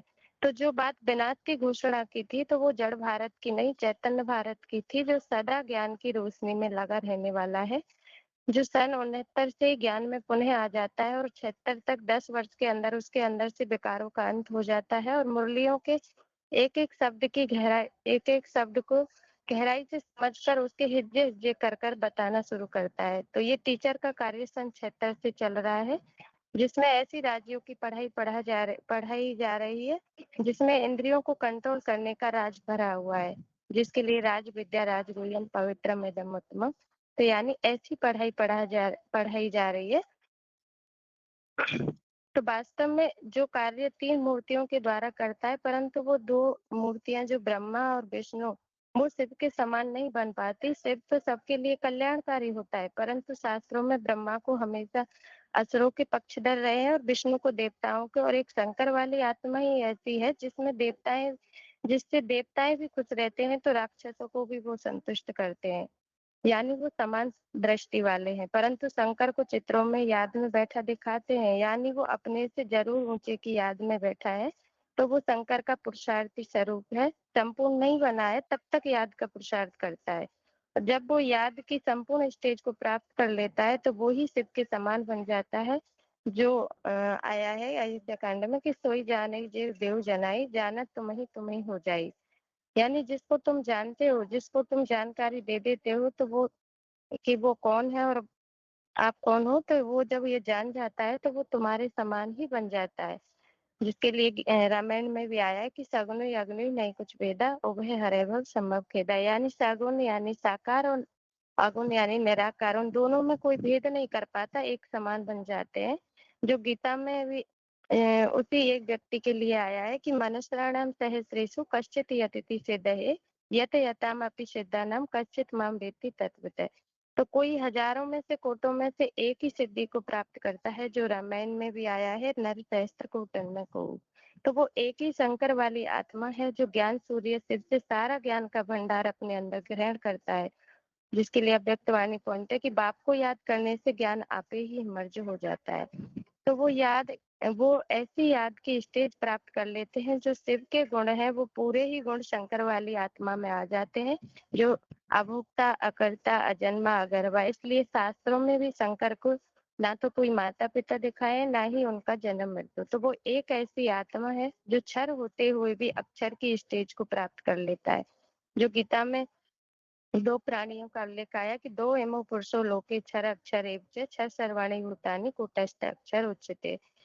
ऋग्वेद वेद में भी आया है कि द्वा सुपर्णा सहुजा सकाया समान वृक्षम में परिसर जाते। तो दो प्राणियों का उल्लेख है, तो वास्तव में एक क्षर और एक अक्षर, परंतु वो अक्षर यानी कि क्षर होते हुए भी ऐसी स्टेज को प्राप्त कर लेता है जो परमात्मा की स्टेज प्राप्त कर लेता है, जिसके लिए गीता में आया है उत्तम है पुरुष है तू अन्य परमात्मा इति उदाहरत है। वो परम पिता तो नहीं परंतु आत्माओं में उत्तम परम आत्मा बन जाता है, जो शरीर रहते अपनी इंद्रियों का भान नहीं रहता है। इसलिए शंकर को चित्रों में निर्वस्त्रधारी दिखाते हैं। वो ऐसी ज्ञान की पराकाष्ठा को प्राप्त कर लेते हैं जिसकी सभी इंद्रियों से ज्ञान प्रकाश ही निकलता है, जिसके लिए गीता में आया है कि नैव किंचित करोमति युक्तो तत्वदय पश्यन् श्रवणन् स्पृशन् जिघ्रन् अश्नन् गच्छन् स्वपन् स्वसन् प्रलपन् विसर्जन् गृह्णन् उन्मिषन् निमिषन् अपि इंद्रियाणि इंद्रियार्थेषु वर्तन्ते इति धारयन्। जैसे देखते सुनते छूते सूखते खाते पीते यानी कि सब कुछ करते जैसे कि वो कुछ नहीं करता, जिसकी यादगार मंदिरों में भी शिवलिंग दिखाई जाती है, जिसके कोई भी हाथ कान नाक आंख नहीं दिखाए, क्योंकि वो आत्मा ऐसा पुरुषार्थ करती है, शरीर रहते इंद्रियों का भार नहीं रहता, कर्म करती है परंतु उसमें बुद्धि लिम्पायमान नहीं होती, जैसे कि कर्मातीत बन जाती है। इसलिए यादगार भी वैसी है, जिसके लिए गीता में आया है अव्यक्त मूर्ति न, यानी मया ततमेदं सर्वम जगत अव्यक्त मूर्ति न, यानी वो ऐसी मूर्ति बन जाती है, मूर्ति होते हुए भी अव्यक्त है। उसी मूर्ति मन से शंकर से ही ये सारा सृष्टि वृक्ष विस्तार को पाता है। तो वास्तव में वो ऐसी स्टेज को जब प्राप्त कर लेता है तो फिर अंत में सदगुरु का पाठ चलता है। सदगुरु का काम क्या होता है? सख्त पाठ बजा करके बच्चों की सदगति करना। सदगति दो प्रकार की होती है। सदगति कोई सीधी शरीर की नहीं होती, क्योंकि शरीर जैसे कोई निरोगी कंचन काया बन जाए।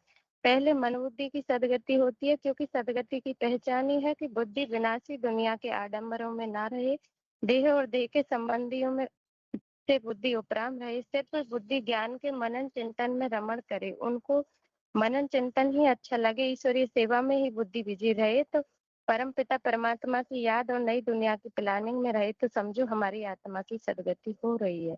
अगर दुनिया भी धंधा धोरी या देहधारियों में बुद्धि लगी है तो सदगति नहीं हो सकती। तो ये सदगति का काम वो ही आत्मा के द्वारा अंत में चलता है, जो मुरली में आया है कि अंत में बाबा ऐसी तीखी दृष्टि देंगे कि सबकी आत्मा पावन बन जाएगी। तो वो ही पार्ट ऐसा होगा जो बाबा ने मुरली में बोला कि जो सुने इन कानों से दो शब्द, जो देखे इन आंखों से सब कहेंगे कि मेरा बाप आ गया। तो ये पार्ट ब्रह्मा के द्वारा नहीं चला, क्योंकि ब्रह्मा तो सूक्ष्मवासी हो गए।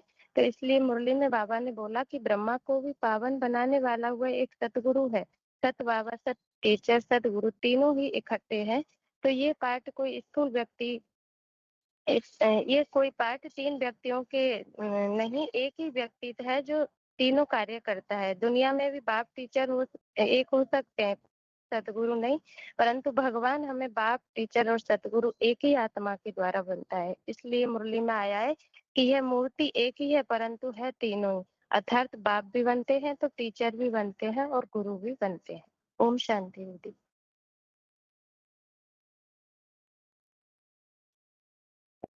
हो गया दीदी? ओम शांति।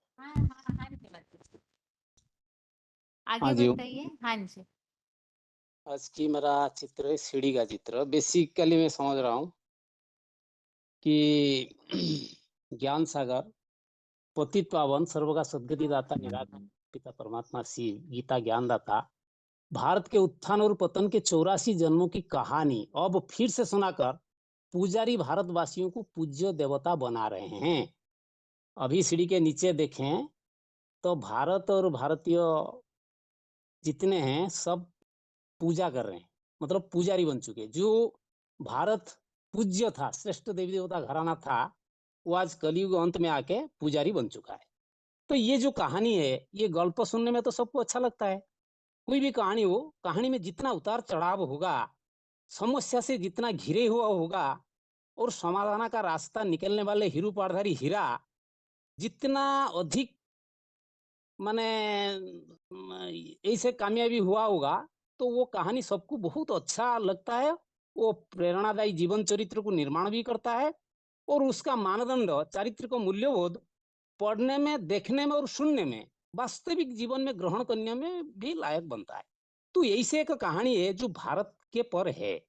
भारत की माता और पिता दोनों साथ साथ की कहानी इसमें है, समावेश है। इसको लक्ष्मीनारायण के रूप में दिखाया गया है। भारत कहने से हम सबका नजर बेसिकली कहाँ जाती है? जड़ जमीन के पर जाती है। लेकिन आज यदि देखा जाए, भारत जो है वो तो टुकड़ा टुकड़ा बन चुका है। अखंड भारत आज है ही नहीं।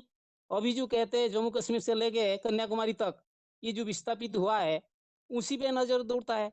ये कोई जड़ जमीन की बात नहीं है। ये कहानी एक जीता जागता चैतन्य राष्ट्र पुरुष की गाथा है। ये भारत पर जो अटल बिहारी वाजपेयी एक सुंदर सा कविता लिखे थे कि ये भूमि जो है, ये बंधन की भूमि है, अभिनंदन की भूमि है, ये तर्पण की भूमि है, ये अर्पण की भूमि है। इसका कंकर कंकर में शंकर है, इसका बिंदु बिंदु में गंगा जल है। हम जिएंगे तो उसके लिए और मरेंगे तो उसके लिए। और मरने के बाद गंगा में बहती हुई अस्थियों में कोई कान लगाकर सुनेगा तो उससे केवल एक ही आवाज सुनाई देगी, भारत माता की जय। जो परम ब्रह्म रूपी माता है वही हमारा पिता है, जिसको कहते तुम्हें वो माताश्च पिताश्च तुम्हें वो। तू ही मेरा माता है, तू ही मेरा पिता है। कौन? भारत। भा माने रोशनी, रत माने लगे रहने वाला है, जो सदैव ज्ञान की रोशनी में रत रहने वाले हैं, जिसका पौराणिक चित्र भी अधिक रोचक है, जिसे हम नारायण कहते हैं। नार माने ज्ञान, आयन माने घर, मतलब जो ज्ञान जल में सदा आयन रहता है। विशेष करके एक व्यक्ति विशेष की बात को निर्देश किया है, जो भारत का सभ्यता और संस्कृति का पृष्ठपोषक है। कोई एक व्यक्तित्व है, एक शख्सियत है, एक पर्सनालिटी है। तो ये बात नहीं भूलना चाहिए हमको कि आज भी कोई किसी क्षेत्र में देश का नाम रोशन करता है तो उसका नाम पर भी भारत संबोधन किया जाता है। तो ये जातीयता बोध, ये हमारा गौरव को दर्शाता है। तो जो मूल रूप में अव्वल नंबर भारत है, जिस भारत नामधारी आत्मा के आधार पर इस भूखंड का नाम भारत पड़ा है। श्रीमद् भगवत गीता में भी भगवान बहुत सारे ऐसे श्लोक है जिसमें बताते कि भरतस्रवो भारत, जैसे बताया यदा यदा ही धर्मस्य ग्लानिर्भवति भारत, भारत को बताया ना। तस्मातुम इंद्रियाणि नियम्य भरतस्रव। तो ये कोई जड़ जमीन की बात नहीं है जो माने अपना इंद्रियों को संयमित करेगा। कोई जड़ जमीन में इंद्रिय होता है क्या जो अपने को संयमित करेगा? जरूर कोई जीता जागता एक चेतन मानव की बात है। कलियुग अंत में जब धर्म का ग्लानि होता है तो भगवान खुद आकर उसको ज्ञान की रोशनी में पुष्ट करते हैं। तो आज उसी जीता जागता चैतन्य भारत की 84 जन्म की कहानी हम सुनेंगे, जिस कहानी से समग्र विश्व मानव जुड़ा हुआ है। क्योंकि वही चैतन्य जीता जागता भारत है, इसको कहते हैं सेंट्रल पॉइंट ऑफ वर्ल्ड। उस हीरा पाटधारी हीरो को, उसका कैसे उत्थान होता है और कैसे पतन होता है, पूरा इसी चित्र के आधार पर दिखाया गया है।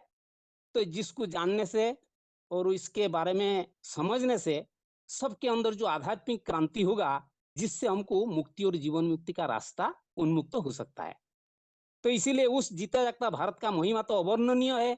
तमाम कवियों ने अपने कविता में, कथा कहानी में, जिसको बताया 13-4 में, ऋषि भी बहुधा गीतम छंदु भी विविधे पृथक ब्रह्मसूत्र पदेश्चैव हेतु मत भी विनिश्चित है।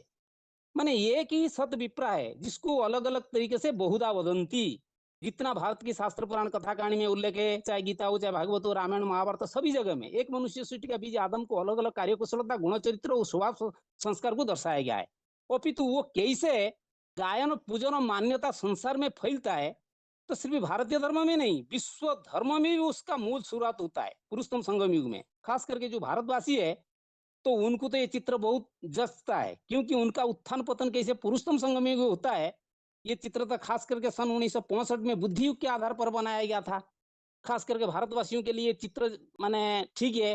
बाबा मुरल में मिसाल देते हैं, मंदिर में जो तुम 22 जुली खेलते हो तो सर नीचे पैर ऊपर, और तुम जी नहीं हो, इस बात की भी बाबा ने सोचाता है। क्योंकि सीढ़ी में चढ़ना और उतरना ये तो सबको मजा आती है, बच्चों को खास करके। तो बाबा मिसाल देते हुए स्पष्ट किए, वही राम और कृष्ण जो दोनों चित्र, एक कांटू की सया पे लेटा हुआ है और एक खड़ा हुआ है, दोनों का मिसाल देते हुए बाबा ने स्पष्ट किया है कि कैसे सतयुग से लेकर कलयुग अंत तक आत्माएं ऊपर से नीचे उतरते हैं। यहाँ इसी चित्र को 2 हिस्सा में बांटा गया है। ब्रह्मा का दिन सतयुग त्रेता, स्वर्ग आधा कल्प 2500 साल, और द्वापर कलयुग ब्रह्मा का रात 2500 साल नर्क, जिसको ब्रह्मा का रात बताया गया। वर्ल्ड ड्रामा में रात दिन की बात नहीं है, वहां किसको पता नहीं चलता हम कहाँ पे। यह रात दिन की बात खेल क्या है, तो यह सारे राज अभी संगम पर संग माने समझने की बात है। गीता में भी स्पष्ट दर्शाया गया है एक श्लोक था, शुल्क कृष्ण गति होते जगत शाश्वत मते एकया यान्ति अनावृत्तिम अन्यया आवर्तते पुनः। माने जगत में शुल्क पक्ष माने और कृष्ण पक्ष ब्रह्मा का दिन और रात को शाश्वत मानते हैं। तो जब भगवान ज्ञान सूर्य ये सृष्टि पर आते हैं तो ब्रह्मा से ज्ञान दिया, माने प्रकाश फैलाया। जहां ब्रह्मा होते हैं तो ब्रह्मा की दिन वही होगी। तो पुरुषोत्तम संगम का अवधि 100 साल का बताया। मैंने बोला ज्यादा से ज्यादा पुरुषोत्तम संगम को 100 साल दूं, तो बाबा मुरे ने भी स्पष्ट किया है। तो मतलब ब्रह्मा उर्फ दादा लेखराज द्वारा जो ज्ञान सुनाया गया और जितने ब्राह्मण रूपी जिज्ञासु पैदा हुए उनका स्वर्गीय बचपना की शूटिंग होती है। क्योंकि मामा बाबा की रहबारी में सात्विक सत्व प्रधान देवात्मा की शूटिंग होने का प्रक्रिया सन 36 से लेकर 69-18 जानवर तक चलता है, और आगे 76 तक भी आमतौर पर हम ले सकते हैं। क्योंकि 40 साल माने ये दिखाया गया, माने ब्रह्मा की रात के बारे में दिखाया गया।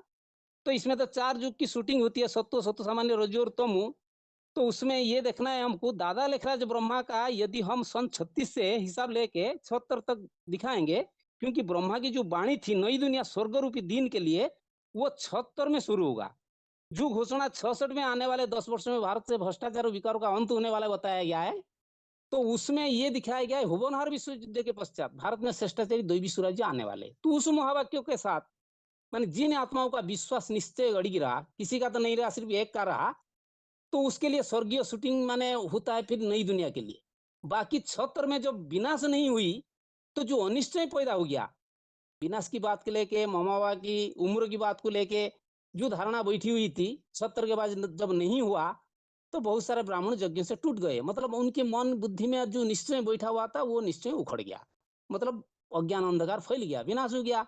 तो सीढ़ी के चित्र में 2 साइड में दिखाया गया, एक माने नीचे साइड दिखाया गया, माने कलयुग अंत तक दिखाया गया, ये ब्रह्मा का रात है, ऊपर 60 साल को दिखाया गया ब्रह्मा का दिन है।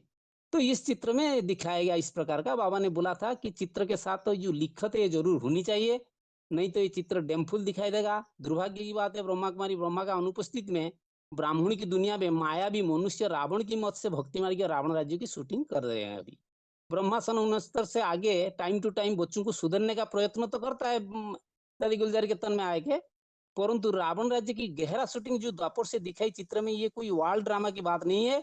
ये संगम युग की ब्राह्मण दुनिया में कृष्ण उर्फ ज्ञान चंद्रमा ब्रह्मा की माने रात की शूटिंग चल रही है। दूसरी तरफ सीढ़ी का जो ऊपर हिस्सा सत्यता रूपी स्वर्ग दिखाया गया है, तो वहां राम वाली आत्मा जो कलयुग अंत में बेगर रूप में कांटों की छाया पर लेटा हुआ दिखाया गया है।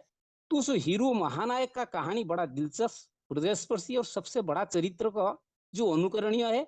तमाम शास्त्र पुराण में जो बात उल्लेख है, जिसे शास्त्र में बताया गया, अच्युतम केशवं राम नारायणम कृष्ण दामोदरम वासुदेव हरिम श्रीधर माधवम गोपिका वल्लभम जानकी नायकम रामचंद्र भजे। बाबा मुरली में भी कहते हैं राम बाप को कहा जाता है और कृष्ण बच्चा है। जितना शास्त्र पुराण में कृष्ण उर्फ माने कृष्ण के ऊपर कथा कहानी बनाई गई है, उसका मूल रूट कौन है इसको भी समझने की बात है, वही राम बाप है। बाप जो है वो हमेशा पर्दे के पीछे रहते हैं, मतलब बच्चों को आगे प्रत्यक्ष करते हैं। तो मान्यता जो कृष्ण के ऊपर दिखाया गया है वो सारा बात माने राम वाली आत्मा के ऊपर लागू होता है, ऐसा कोई बात नहीं जो उसके ऊपर लागू नहीं होती। तो यज्ञ के आदि में कृष्ण उर्फ दादा लेखराज की बुद्धि रूपी धरणी में ज्ञान की बीज किसने डाला था? जिस साक्षात्कार के माने अर्थ जानने के लिए ब्रह्मा को इधर उधर भटकना पड़ रहा था।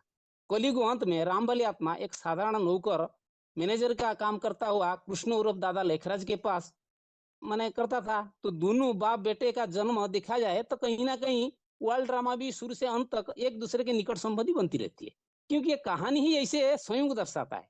सन 1969 18 जनवरी में दादा लेखराज ब्रह्मा का निधन के साथ साथ उसी साल राम की आत्मा ज्ञान यज्ञ में आकर ब्राह्मण बन जाती है। तो परमपिता परमात्मा पूर्णा दुनिया का रावण राज्य का विनाश और राम माने सत्यता रूपी द्वैत दुनिया का निर्माण का कार्य राम की आत्मा द्वारा कराती, जो कि अंत में जिसको बेगर रूप में दिखाया गया है। मैंने जिसके पास कुछ नहीं, बेगर माना क्या है? जिसके पास धन पद मान मतरबा कुछ भी नहीं रहता, उस बेगर टू प्रिंस बनने के लिए जो पंचवार्षिक ईश्वरीय योजना मिलता है, उस योजना को खास 3 विदेशी मेहमानों के सहायता से इसको भिक्षा देते हुए दिखाया गया चित्र में, तो साकार करती है। जो सीढ़ी के ऊपर में 60 साल के संगम नई दुनिया स्वर्ग रूप में दिखाया गया है, इसी सीढ़ी के चित्र में 2 चीज को कंट्रास्ट करके दिखाया गया है, वही समझना सबसे बड़ी बात है। वो क्या है? ना पूज्य भारत और पुजारी भारत। तो 70-73 साल स्वर्ग जो पूज्य बनता है वो इसका फाउंडेशन इस संगम पर 76 में पड़ता है।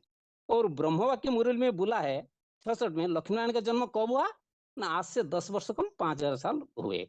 तो 1976 में जो नर से डायरेक्ट नारायण बनता है, नारी से लक्ष्मी बनती है, तो दोनों बेसिक ज्ञान में पढ़ाई से ही आते हैं। तो उन आत्माओं को अपने अपने पाठ की मुरली के आधार पर सुचिंतन से ही हो जाती है, तो अपनी चलन से अपने आप को प्रत्यक्ष कर देते हैं।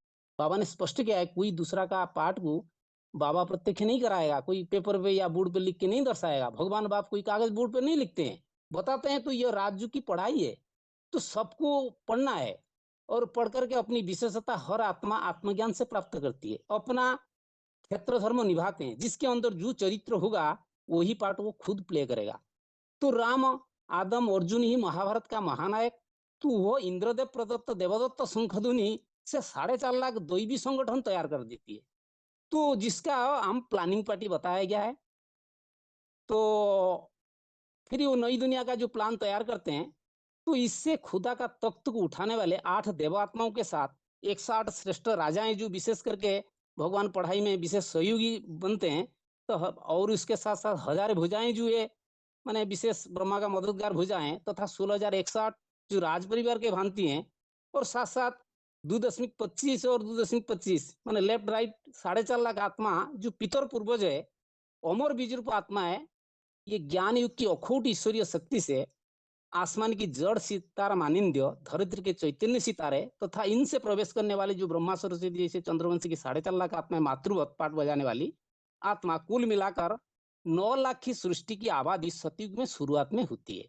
ये सतयुग से शुरुआत में जो दिखाया गया, सतयुग में 8 जन्म सूर्यवंश देवता वर्ण 16 कला संपूर्ण, त्रेता में भी दिखाया गया 12 जन्म 14 कला संपूर्ण क्षत्रिय वंश। ये सत्यता रूपी स्वर्ग जो है 2500 साल चलती रहती है। तो शुरुआत 9 लाख से सतयुग अंत तक 2 करोड़ आत्माएं हो जाती है, और त्रेता अंत तक 10 करोड़ आबादी स्वर्ग को दिखाया गया है। जो सु स्थिति में स्थित रहने वाले स्वर्ग माने एक धर्म एक जाति एक भाषा के आधार पर बनती है। तो जो संपूर्ण निर्विकारी पूज्य देवता वो थे, वो स्वर्ग और नरक यहाँ शूटिंग संगम पर ही होता है। दूसरी तरफ ब्रह्मा पूर्व दादा लेखराज माने प्रतिष्ठित ब्रह्मा कुमारी विद्यालय में ब्रह्मा की अनुपस्थिति में भक्ति मार्ग और रावण राज्य की जो शूटिंग हो रही है, जो द्वापर कलियुगी सीढ़ी के चित्र में स्पष्ट दिखाया गया है।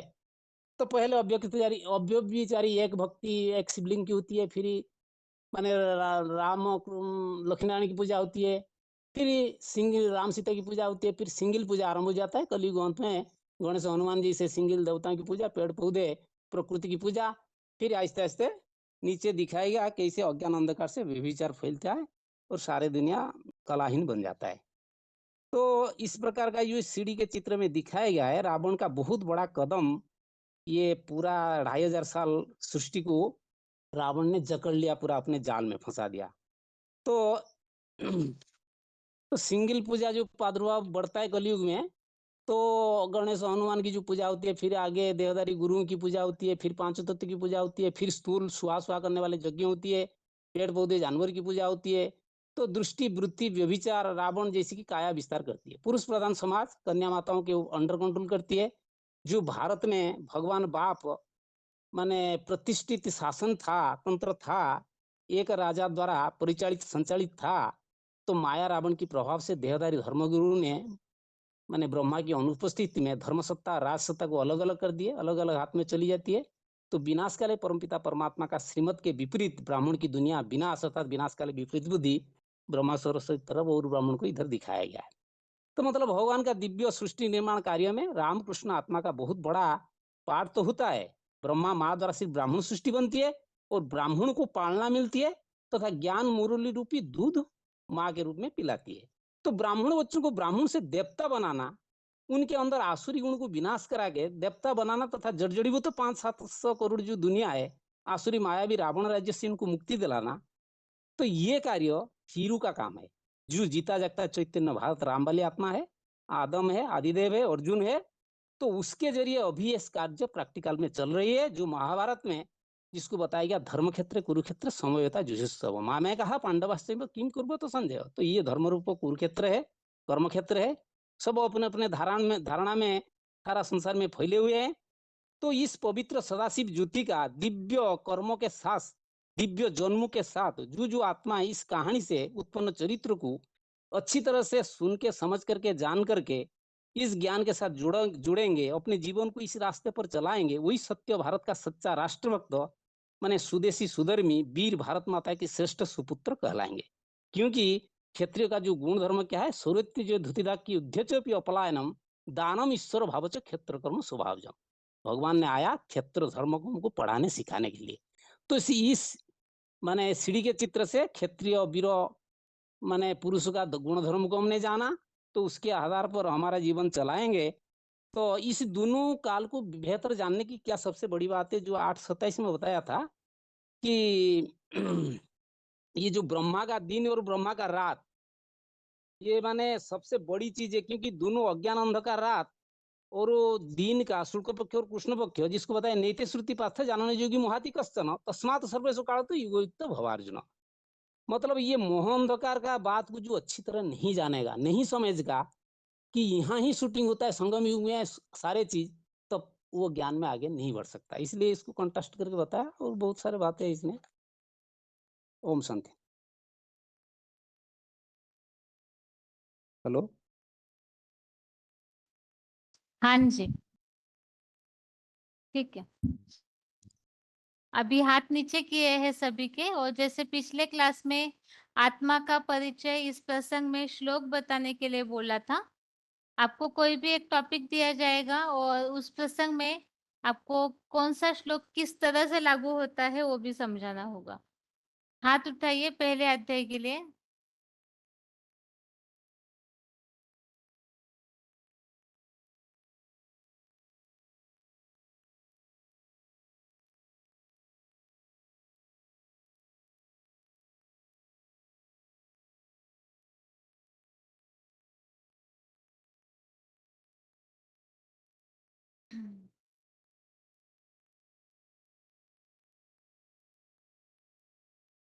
बहुत ही कम हाथ उठे हैं। आत्मा का परिचय और उस प्रसंग में श्लोक बताना तो वैसे आना चाहिए।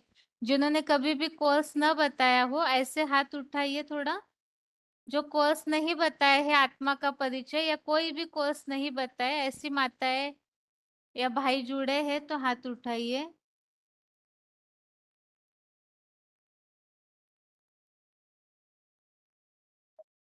रोल नंबर बताइए। Roll number. 29340। हाँ जी, और छोटे फोन से जुड़े हुए बताइए।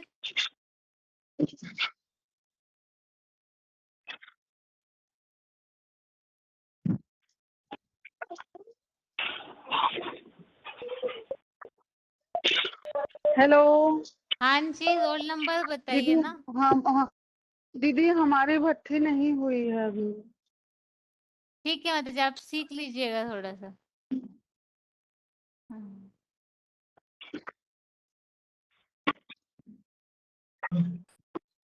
Roll number 5321। 5321। आगे बताइए और रोल नंबर। 27305। हेलो। हाँ जी। हेलो। हाँ ओम जी। शांति दीदी, ये बोली मेरी भट्टी नहीं हुई है, मेरी भी। कहाँ से बात कर रहे हैं? सीता माता रीवा से बोल रहे हैं। अच्छा।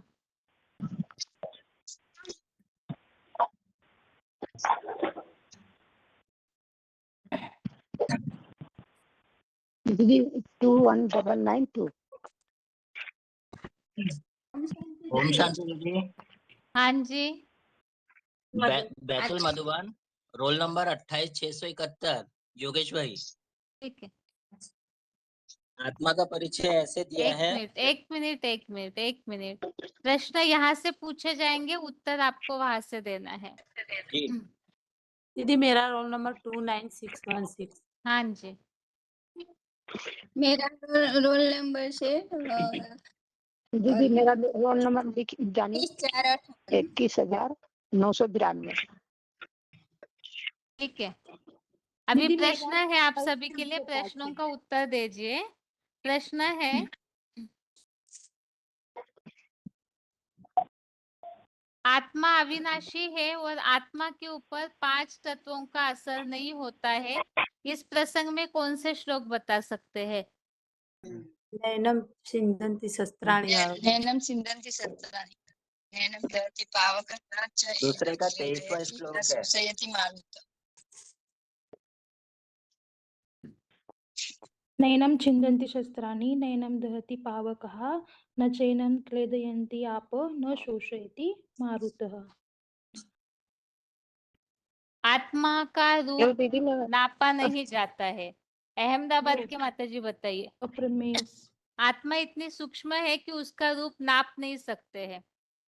ये और सोनलपुर जिनका नाम है और 29,616 अहमदाबाद गुजरात की माताएं बताइए। हाँ, उसके लिए श्लोक है अणुयाम अणुस्मरेत એટલે કે આત્મા સૂક્ષ્મ જ્યોતિર્બિંદુ સૂક્ષ્મ है। श्लोक चाहिए हमें, बिना देखे श्लोक बताना दीदी है। मैं बताऊं? हाँ दीदी जी। मैं बताऊं? हम्म। अंतवंत इमे देहा नित्युक्ता शरीराणि अनासीन प्रेमस्य तस्मात् युजस्व भारत। नित्य अविनाशी माप न करने योग्य देहधारी आत्माओं के शरीर उनका नाशवंत करे, हे भारतवर्षी युद्ध करे। हाँ जी हनुमा यही कोंडा आएगा। के माताजी कविता मता हनुमा कोंडा। प्रश्न है आगे। आत्मा भ्रुकुटी में ही रहती है, इसके लिए क्या क्या प्रमाण बताए जा सकते हैं? भ्रूर मध्य प्राणक्षम गीता का जो श्लोक है ना दीदी, वो भ्रुवोर मध्य प्राणम आवेश सम्यक, गीता में आया हुआ 8वें अध्याय का वो श्लोक बता सकते हैं। पूरा श्लोक बताना है। कविं पुराणम अनुशासितारम अणोणयसम अनुस्मरेत्य भ्रुवोर मध्य दीदी प्राणम अवश्य सम्यक।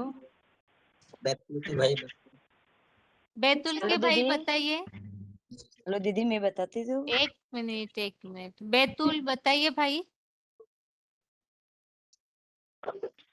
दीदी वही है। दीदी श्लोक अटक रहा है मेरे। देख के भी बता सकते हैं आप, कौन सा श्लोक बता सकते हो देख के बताइए। आत्मा पुनर्जन्म में आती है, इसका प्रमाण क्या है? आत्मा जन्म मरण के चक्र में हाँ बताइए। 5321 आप बताइए। इसका ये श्लोक है प्रयाण कालेन मनसा चलेन भोक्ता जित्त दिगो बलेन चैव भ्रुवोर मध्य स्थित प्राणम आदित्य सम्यक सतम परम पुरुषम पुरुषम। उपेत्य आद्यम।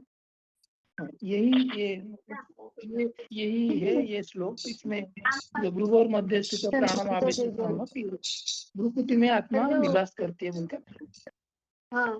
हेलो दीदी। हेलो अहमदाबाद की माताएं बताइए। अहमदाबाद हाँ प्रश्न दीदी है। 13नो 21मो श्लोक पुरुष प्रकृतिस्य यो मुद्दे के प्रकृति जान गुणान कारणम गुणास्य अस्य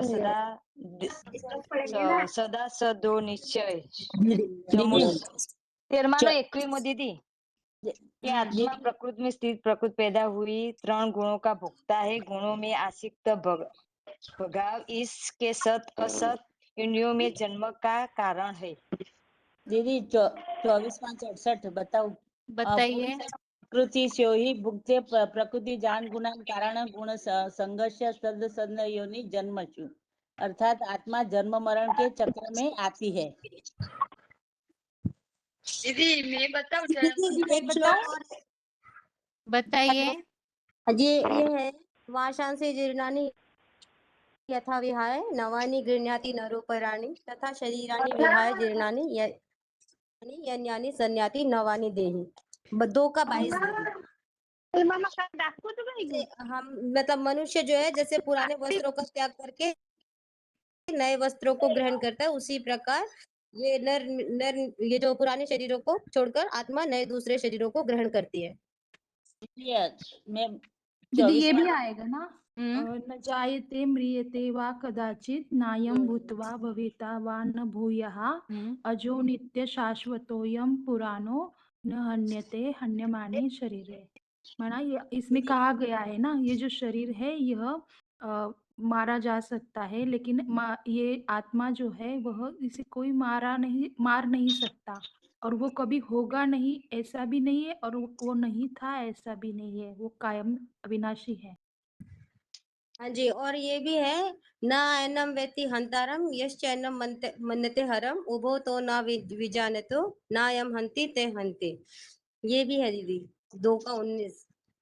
दीदी जो दीदी 2 का 22 में है, आत्मा को मरने वासा वाला से समझता है, वह इसे मरा हुआ जानता है, वह दोनों ठीक नहीं जानते।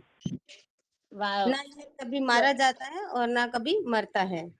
दीदी 24:68 2 का 22 में है, वासासी जीर्णानि यथा विहाय नवानि गृहति नरोत्पराणि तथा शरीराणि विहाय जीर्णान्यानि संयाति नवानि देहि। अर्थात मनुष्य पुराने वस्त्रों को छोड़कर नए वस्त्र धारण करता है, वैसे आत्मा पुराने शरीर को छोड़कर नया शरीर धारण करती है। ठीक है माता जी। दीदी 27,666 ये जातस्य ध्रुवं ध्रुवं जन्म तस्मात् परिहार्यते ना तुम सोचती महर्षु। और जो भक्ति के लिए एक ये भी आता है ना कि सर्व द्वारा नहीं चाहिए मनोहृदय निरोधी चे मूर्धादय आत्मा में प्राणमस्ति को योग धारणा। पर आत्मा को हेलो दीदी, दीदी, आत्मा को एक ज्ञान मिनट 400 थोड़ा औरों को भी बोलने दीजिए। 24-5-68 जो बिल्कुल नहीं बोलते कभी भी। बैतुल के भाई आप बताइए। बैतुल के भाई 29,340 सूरत के हाँ माता दीदी, जी।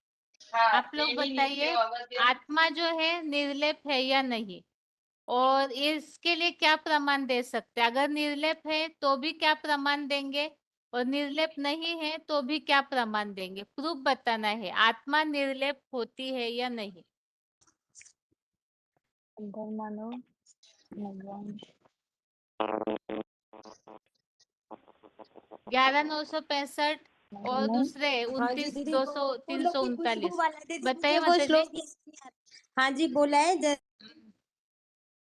दिखती नहीं है और फूल दीदी होते हैं उनकी सुगंध भी दिखती नहीं, ऐसे ही फूलों की खुशबू अपने साथ सुगंध को ले जाती है। इसी आत्मा अपने पुराने कर्मों का जो भी पाप कर्म है उनको अपने साथ ले जाती है, तो आत्मा पे जो है लेप छेप आत्मा को ही लगता है। हाँ हाँ दीदी, आत्मा को ही लेपचेप लगता है, वही है ना कि जैसे हवा की सुगंध ढूंढ के अभी बता साथ दूंगी में ले जाती है, वैसे ही आत्मा भी हमारे कर्मों के हिसाब किताब साथ में ले जाती है। 30,458 सोनल जिनका नाम लिखा हुआ है। दीदी 29,616। माता जी आप दोनों के लिए प्रश्न है, निर्लेप होना और न होना इसका मतलब क्या है बताइए।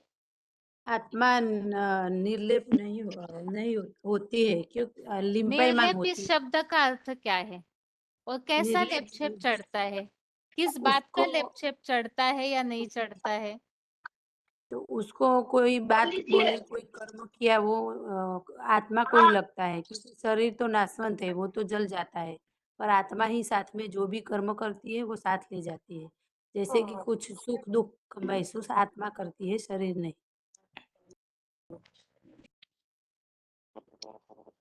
हेलो। हाँ जी।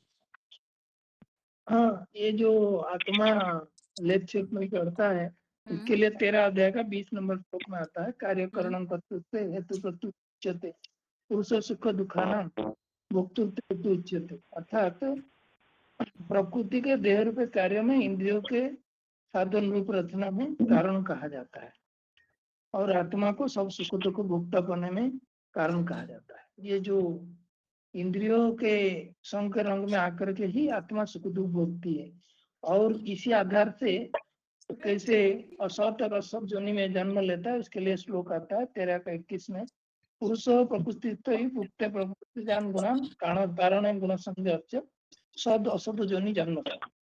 अर्थात जो प्रकृति के संग में आते हुए आत्मा तीनों गुणों को भोगता है, तो उस तीनों गुणों के भोगने के कारण संग के रंग में आ जाता है, इसीलिए सद और असद जोनियों में जन्म लेता है। तो आत्मा इसी तरीके से संग के रंग में आता है, यानी भोगता है, अभोक्ता नहीं है। अभोक्ता परमपिता शिव है। उनके लिए श्लोक आता है ना, नाम कर्माणि लिम्पन्ति नाम कर्म फलस्पृहा इतिमं ज अभिजानाति कर्मभिः न सबध्यते।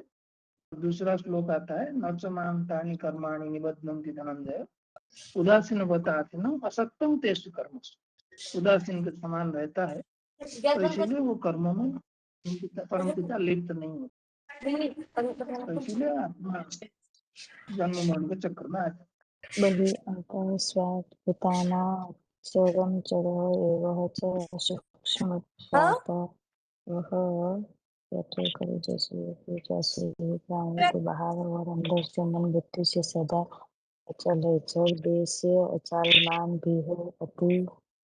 हेलो दीदी, हेलो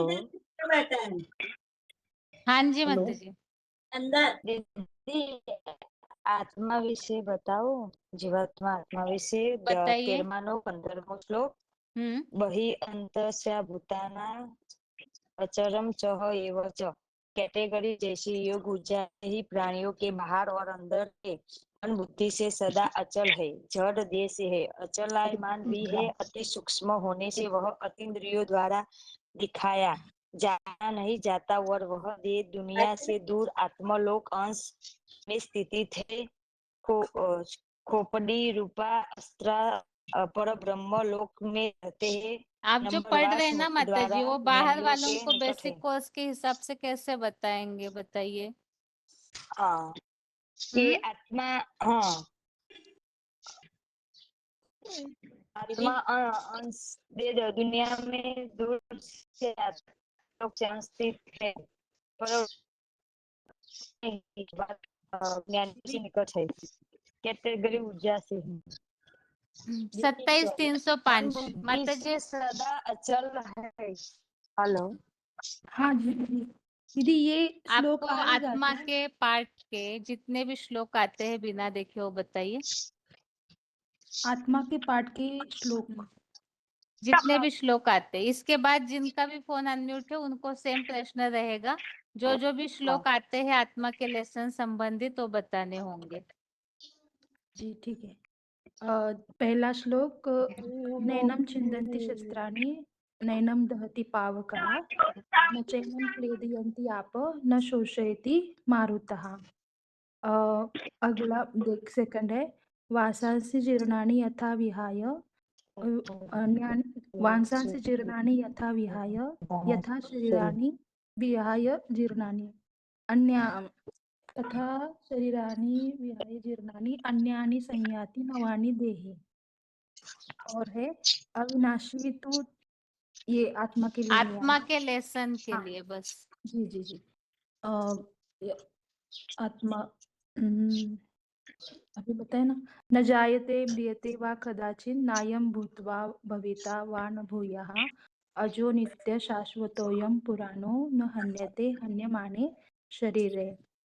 और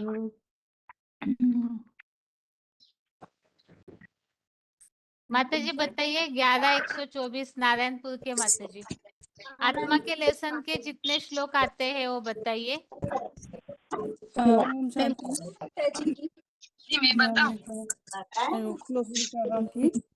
नैनं छिन्दन्ति शस्त्राणि नैनं दहति पावकः न शोषयति मारुतः।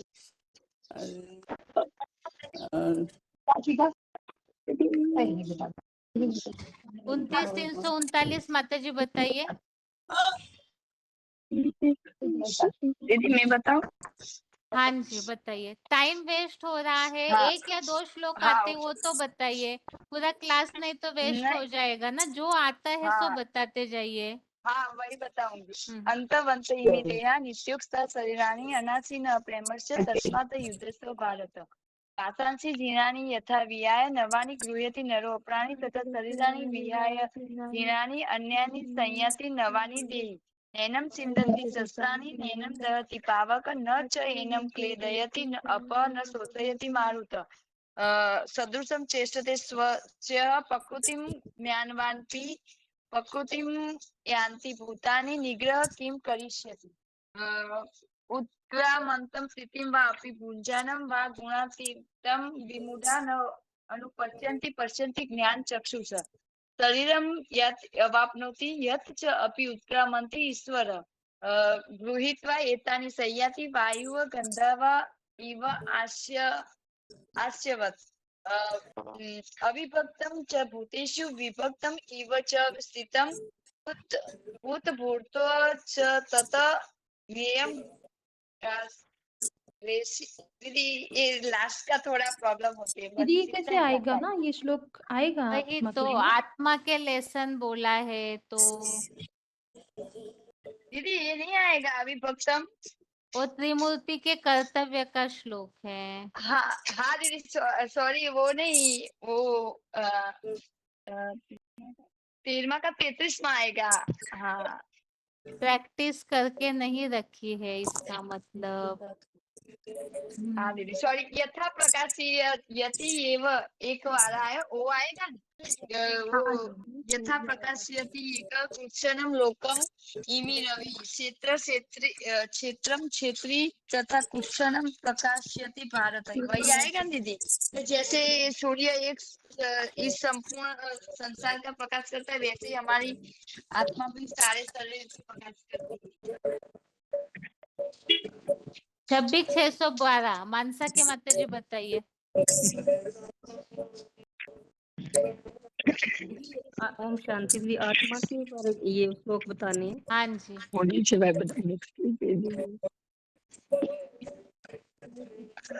नित्यवर्ते इमे देहा नित्य योक्ता शरीरेण अनासनीनो प्रमे तस्मात्। दीदी श्लोक पढ़ो, ये हिंदी में बताने हैं। वास्तव में प्रश्न तो है बिना देखे श्लोक बताना है। आत्मा का लेसन तो अभी काफी पुराना हो गया, रिवाइज भी हो गया है। कम से कम 4-5 श्लोक तो बिना देखे बताना आना चाहिए। जैसे आत्मा भ्रुकुटी में रहती है, आत्मा अविनाशी है, आत्मा प्रकृति के तत्वों से न्यारी है। ये सब जो बातें हैं, ये बेसिकली जो भी बातें हैं आत्मा संबंधित, वो श्लोक तो बताना आना ही चाहिए बिना देखे। बताइए और किसी को आते हैं आत्मा के श्लोक? दीदी बिना देखे तो याद नहीं है। ठीक है, देख के ही बताइए, दीदी भले मैं देख के ही बताइए, लेकिन सही सही श्लोक होने चाहिए। हाँ जी दीदी बताऊं थोड़ा? जी बताऊं दीदी? हाँ जी बताइए मानसा के माता जी। हाँ जी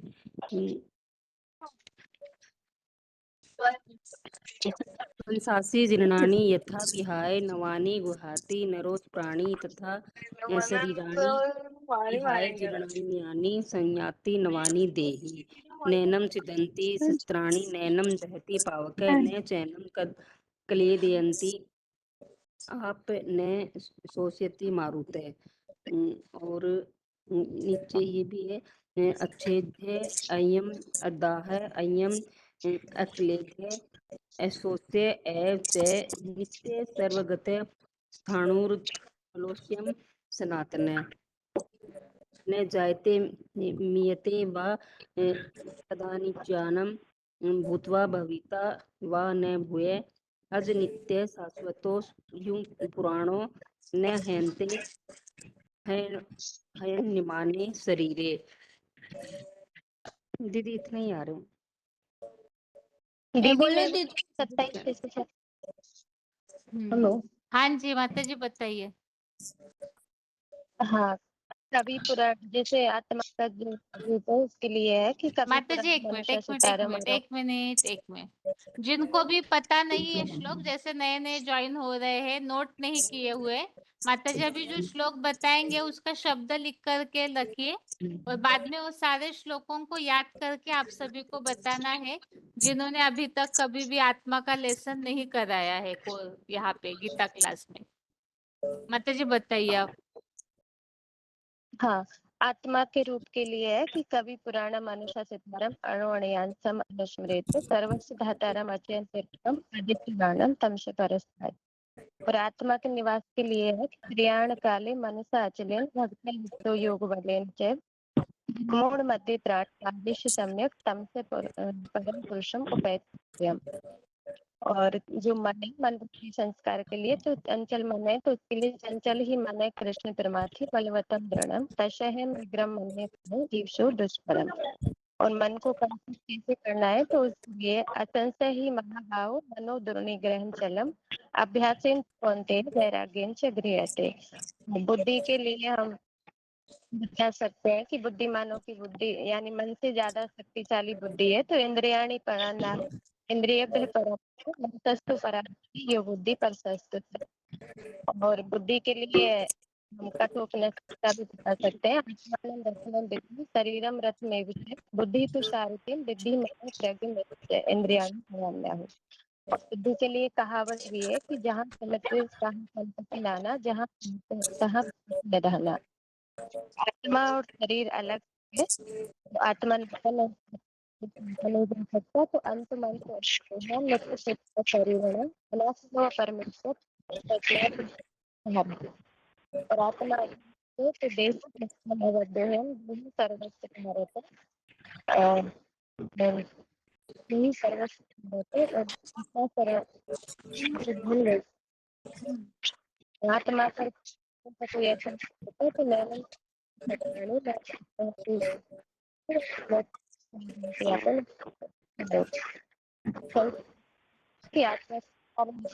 माता जी आपका आवाज है ना बहुत ही ज्यादा कट रहा है, समझना मुश्किल हो रहा है। काठमांडू की माता जी आप बताइए 29,878। हाँ जी जी ओम शांति दीदी। आत्मा के रूप के लिए कवि पुराणम अनुसार सीताराम अनुस्मृत आवाज तेज थोड़ा माता जी आवाज। कवि पुराणम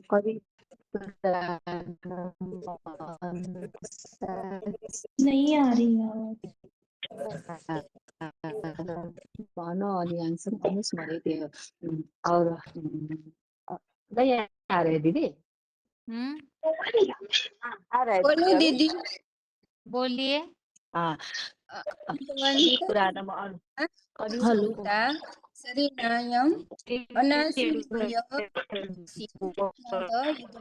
भारत नित्य अविनाशी पाठ करने के योग्य आत्माओं के शरीर नाशवंत कर अंत है भरतवंशी युद्ध कर बीजो है नैनम शस्त्राणि नैनम दहन्ति पावकः न चैनु क्लेयन्दन्ति या आप न शोषयन्ति मारुतः। तो इसको शस्त्र नहीं काटते, इसको अग्नि नहीं जलती, इसको हवा नहीं सुखाती और जल नहीं भिंगोती। बस बे ही आवड़े। दीदी ओम शांति। दीदी मैं बोल रही दीदी मैं बोल हाँ रही जी अभी आ रहे बोलिए। दीदी सबसे पहले ना 8वें अध्याय का 9वां वो श्लोक हो जो गया है माता जो जी, कि कईयों आत्मा ने अनुरूप रिपीट के किया, लिए है। कुछ नया कविम बताइए। पुराणम अनुशासितारम अणोरणीय सर्वस्य धाता रमचिंत्य रूपम आदित्य वर्णम तमसः परस्तात्। फिर 8वें अध्याय का 10वां श्लोक है निवास स्थान के लिए प्रयाण काले मनसा चलेन भक्ता युक्तो योग बलेन चैव भ्रुवोर मध्य प्राणमावेश सम्यक। फिर आत्मा 5 तत्वों से प्रभावित नहीं होती है। नैनम चंदन्ति शस्त्राणि नैनम दहति पावकः न चैनम क्लेदयन्ति आपो न शोषयति मारुतः। फिर आत्मा एक शरीर छोड़ दूसरा शरीर में जाती है, जैसे एक वस्त्र छोड़कर दूसरा वस्त्र धारण करते हैं ऐसा। वासांसी जीर्णानि यथा विहाय नवानि गृह्णाति नरोपराणि 2 का 22वां। और तथा शरीरानि विहाय जीर्णानि अन्यानि संयाति नवानि देहि। फिर आत्मा जो है एक स्थान पर रहती है, इसके लिए 13 का 33 में यथा प्रकाशयति एकम कृष्णम लोके इमं रवि क्षेत्र क्षेत्री तथा कृष्ण प्रकाशयति भारत। फिर आत्मा अवध्य है, मारी नहीं जा सकती है, शरीर में रहती है, कर उसके लिए 2 का 30 में है देहि नित्यवध्ययम देहि सर्वस्य भारता तस्मात् सर्वाणि भूतानि न त्वं शोचितुम् अर्हसि। फिर अंतवंत इमे 18 में है आत्मा को नाप नहीं सकते हैं, मना अंतवंत इमे देहा नित्य युक्ता शरीरिणा अनाशिनो अप्रमेयस्य तस्मात् युद्धस्य भारता। फिर आत्मा जो है मन बुद्धि संस्कार के लिए श्लोक है मन के लिए चंचलम ही मनः कृष्णः प्रमादी बलवद् ये है हाँ तस्याम निग्रहम मन्ये वायु इव सुदुष्करम। फिर उसके बाद है असंशयम महाबाहु मनो दुर्निग्रहम चलम अभ्यासेन तु कौन्तेय वैराग्येन च गृह्यते। అంటే जैसे मन को किस तरह से कंट्रोल किया जा सकता है। फिर आत्मा उन्नति वे उन्नति की तरफ जाती है, ऊंची स्थिति में जाना चाहिए आत्मा को। आत्मा ही मित्र आत्मा शत्रु है, उसके लिए उद्धरेत आत्मा इसका है 6 का 5 उद्धरेत आत्मा न आत्मानम अवसादयेत आत्मने एव आत्मनो बंधु बंधु रिपुरात्मनः। फिर बुद्धि के लिए श्लोक है 3 का 42 इंद्रियाणि परान्याय इंद्रियभ्य परम मन मनसस्तु परा बुद्धि यो बुद्धि परसस्तु सहा। फिर संस्कार के लिए श्लोक है 3 का 33 सदृशम चेष्टसे स्वस्या प्रकृति ज्ञानवानपि प्रकृतिम यान्ति भूतानि निग्रहम किम करिष्यसि। इसके लिए और संस्कार एक और श्लोक है शरीरम 15 का 8 है शरीरम यत अवापनोति यत चोक्रामंति ईश्वर गृहीता एतानि संयाति वायु गंधान इव आशयात। आत्मा को इन आँखों से देखा नहीं जा सकता है। ये 15 का 10वां श्लोक है जिसमें कि उत्क्रामंतम भुजम वापी भुंजानन्वा गुणान्वितम विमूढ़ा नानु पश्यन्ति ज्ञान चक्षुषा। आत्मा जो होती है जन्म मरण के अनेक चक्र में आती है। आने का कारण क्या है तो पुरुष प्रकृतिस्थो वही भुंगते 13 का 21 प्रकृतिम ज्ञान गुणान कारणम गुण संगस्य सदसद योनिसु जन्मसु। फिर आत्मा और शरीर दोनों का सम्मिलित रूप के लिए भी श्लोक है 13 का 5 महाभूतानि अहंकारो बुद्धि अव्यक्तमेव च इंद्रियाणि दशमेकम च पश्य च इंद्रिय गोचरा। इसमें ही दूसरा श्लोक भी आएगा 13 का 6 में इच्छा द्वेष समुक्त सुख दुख संघात चेतना घृति एतत् क्षेत्र समासेन सविकार उद्धारता। फिर 15 के 5 के 17 में भी है तद्बुद्ध्या तदात्मानं तन्निष्ठा तत्परायणः गच्छन्ति अपुनरावृत्ति ज्ञान निर्धूत कल्मषा। ना ज्ञान के द्वारा ही पाप कर्मों को धोया जा सकता है आत्मा के। फिर उसके बाद है आत्मा का चिंतन नहीं किया जा सकता, अचिंत्य है। अव्यक्तोयम 2 का 25 अव्यक्तोयम चिंतोयम अविकार्यम उच्यते तस्मात् निदित्वैनम नानु शोचन्ति अर्हसि। फिर जन्म लेने वाले की मृत्यु निश्चित है, मृत्यु होने वाले की जन्म सुनिश्चित है 2 का 27 जातस्य ही ध्रुव मृत्यु ध्रुवम जन्म मृतस्य च तस्मात् अपरिहार्य न त्वं शोचितुम् अर्हसि। फिर 2 के 13 में है देहिनो अस्मिन् यथा देहे कौमारम यौवनम जरा तथा देहांतर प्राप्ति धीर सतन मुह्यते। ओम शांति दीदी। ठीक है माताजी 27,305।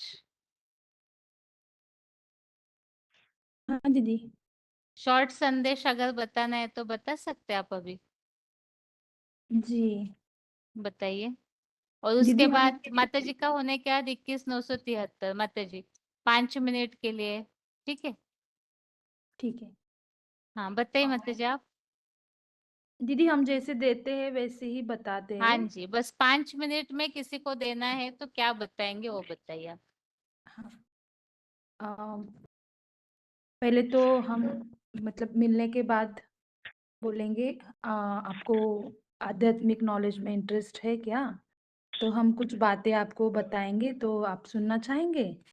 तो बाद में फिर हम शुरू करते हैं। देखिए आज कैसा वातावरण है, सभी जगह पर ऐसे भ्रष्टाचार अशांति दिखाई दे रही है।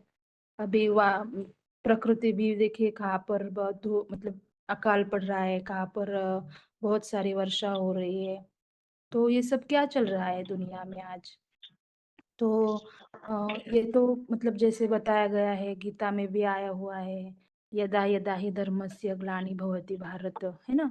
जब जब धर्म की ग्लानि होती है तब में आता हुए से भगवान ने वचन दिया हुआ है।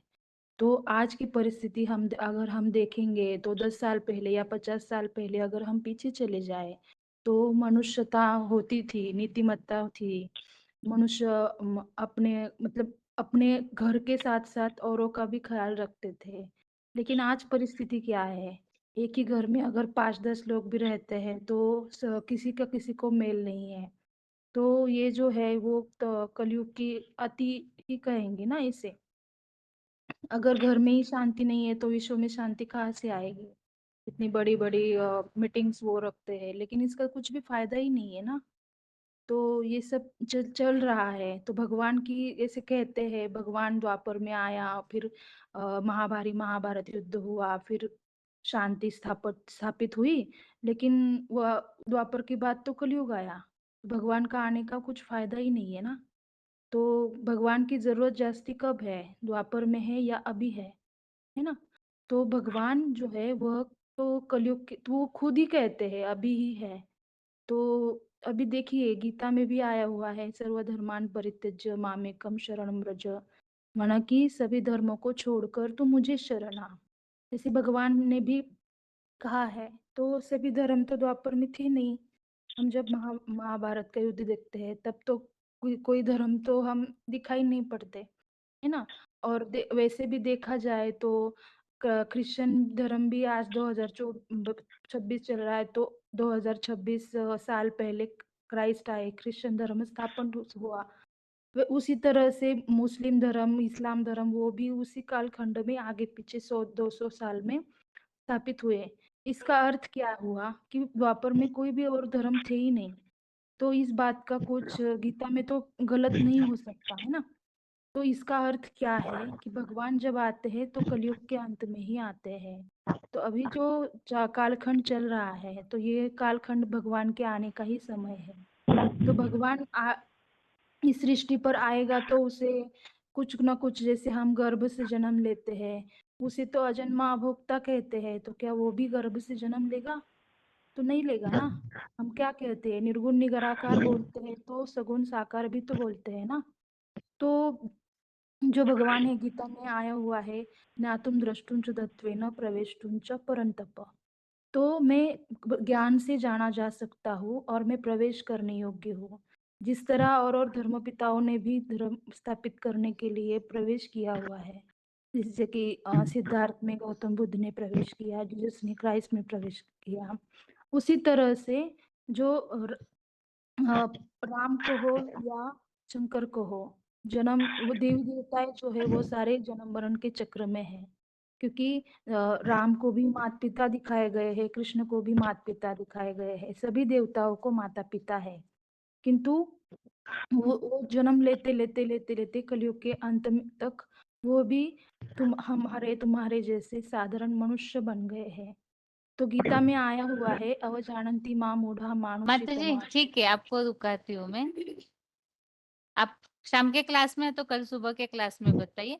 और जो भी आज जिनका अनम्यूट हुआ है फोन, अहमदाबाद की माता है जो नए नए है, तो आप सभी रेडी करके माता जी कल शाम के क्लास में, कल सुबह के क्लास में, आज शाम के क्लास में बताइएगा। शॉर्ट संदेश कैसे बताना चाहिए उससे रेडी करके रखिए दिन भर में, और कल के या तो आज शाम के क्लास में बताइए।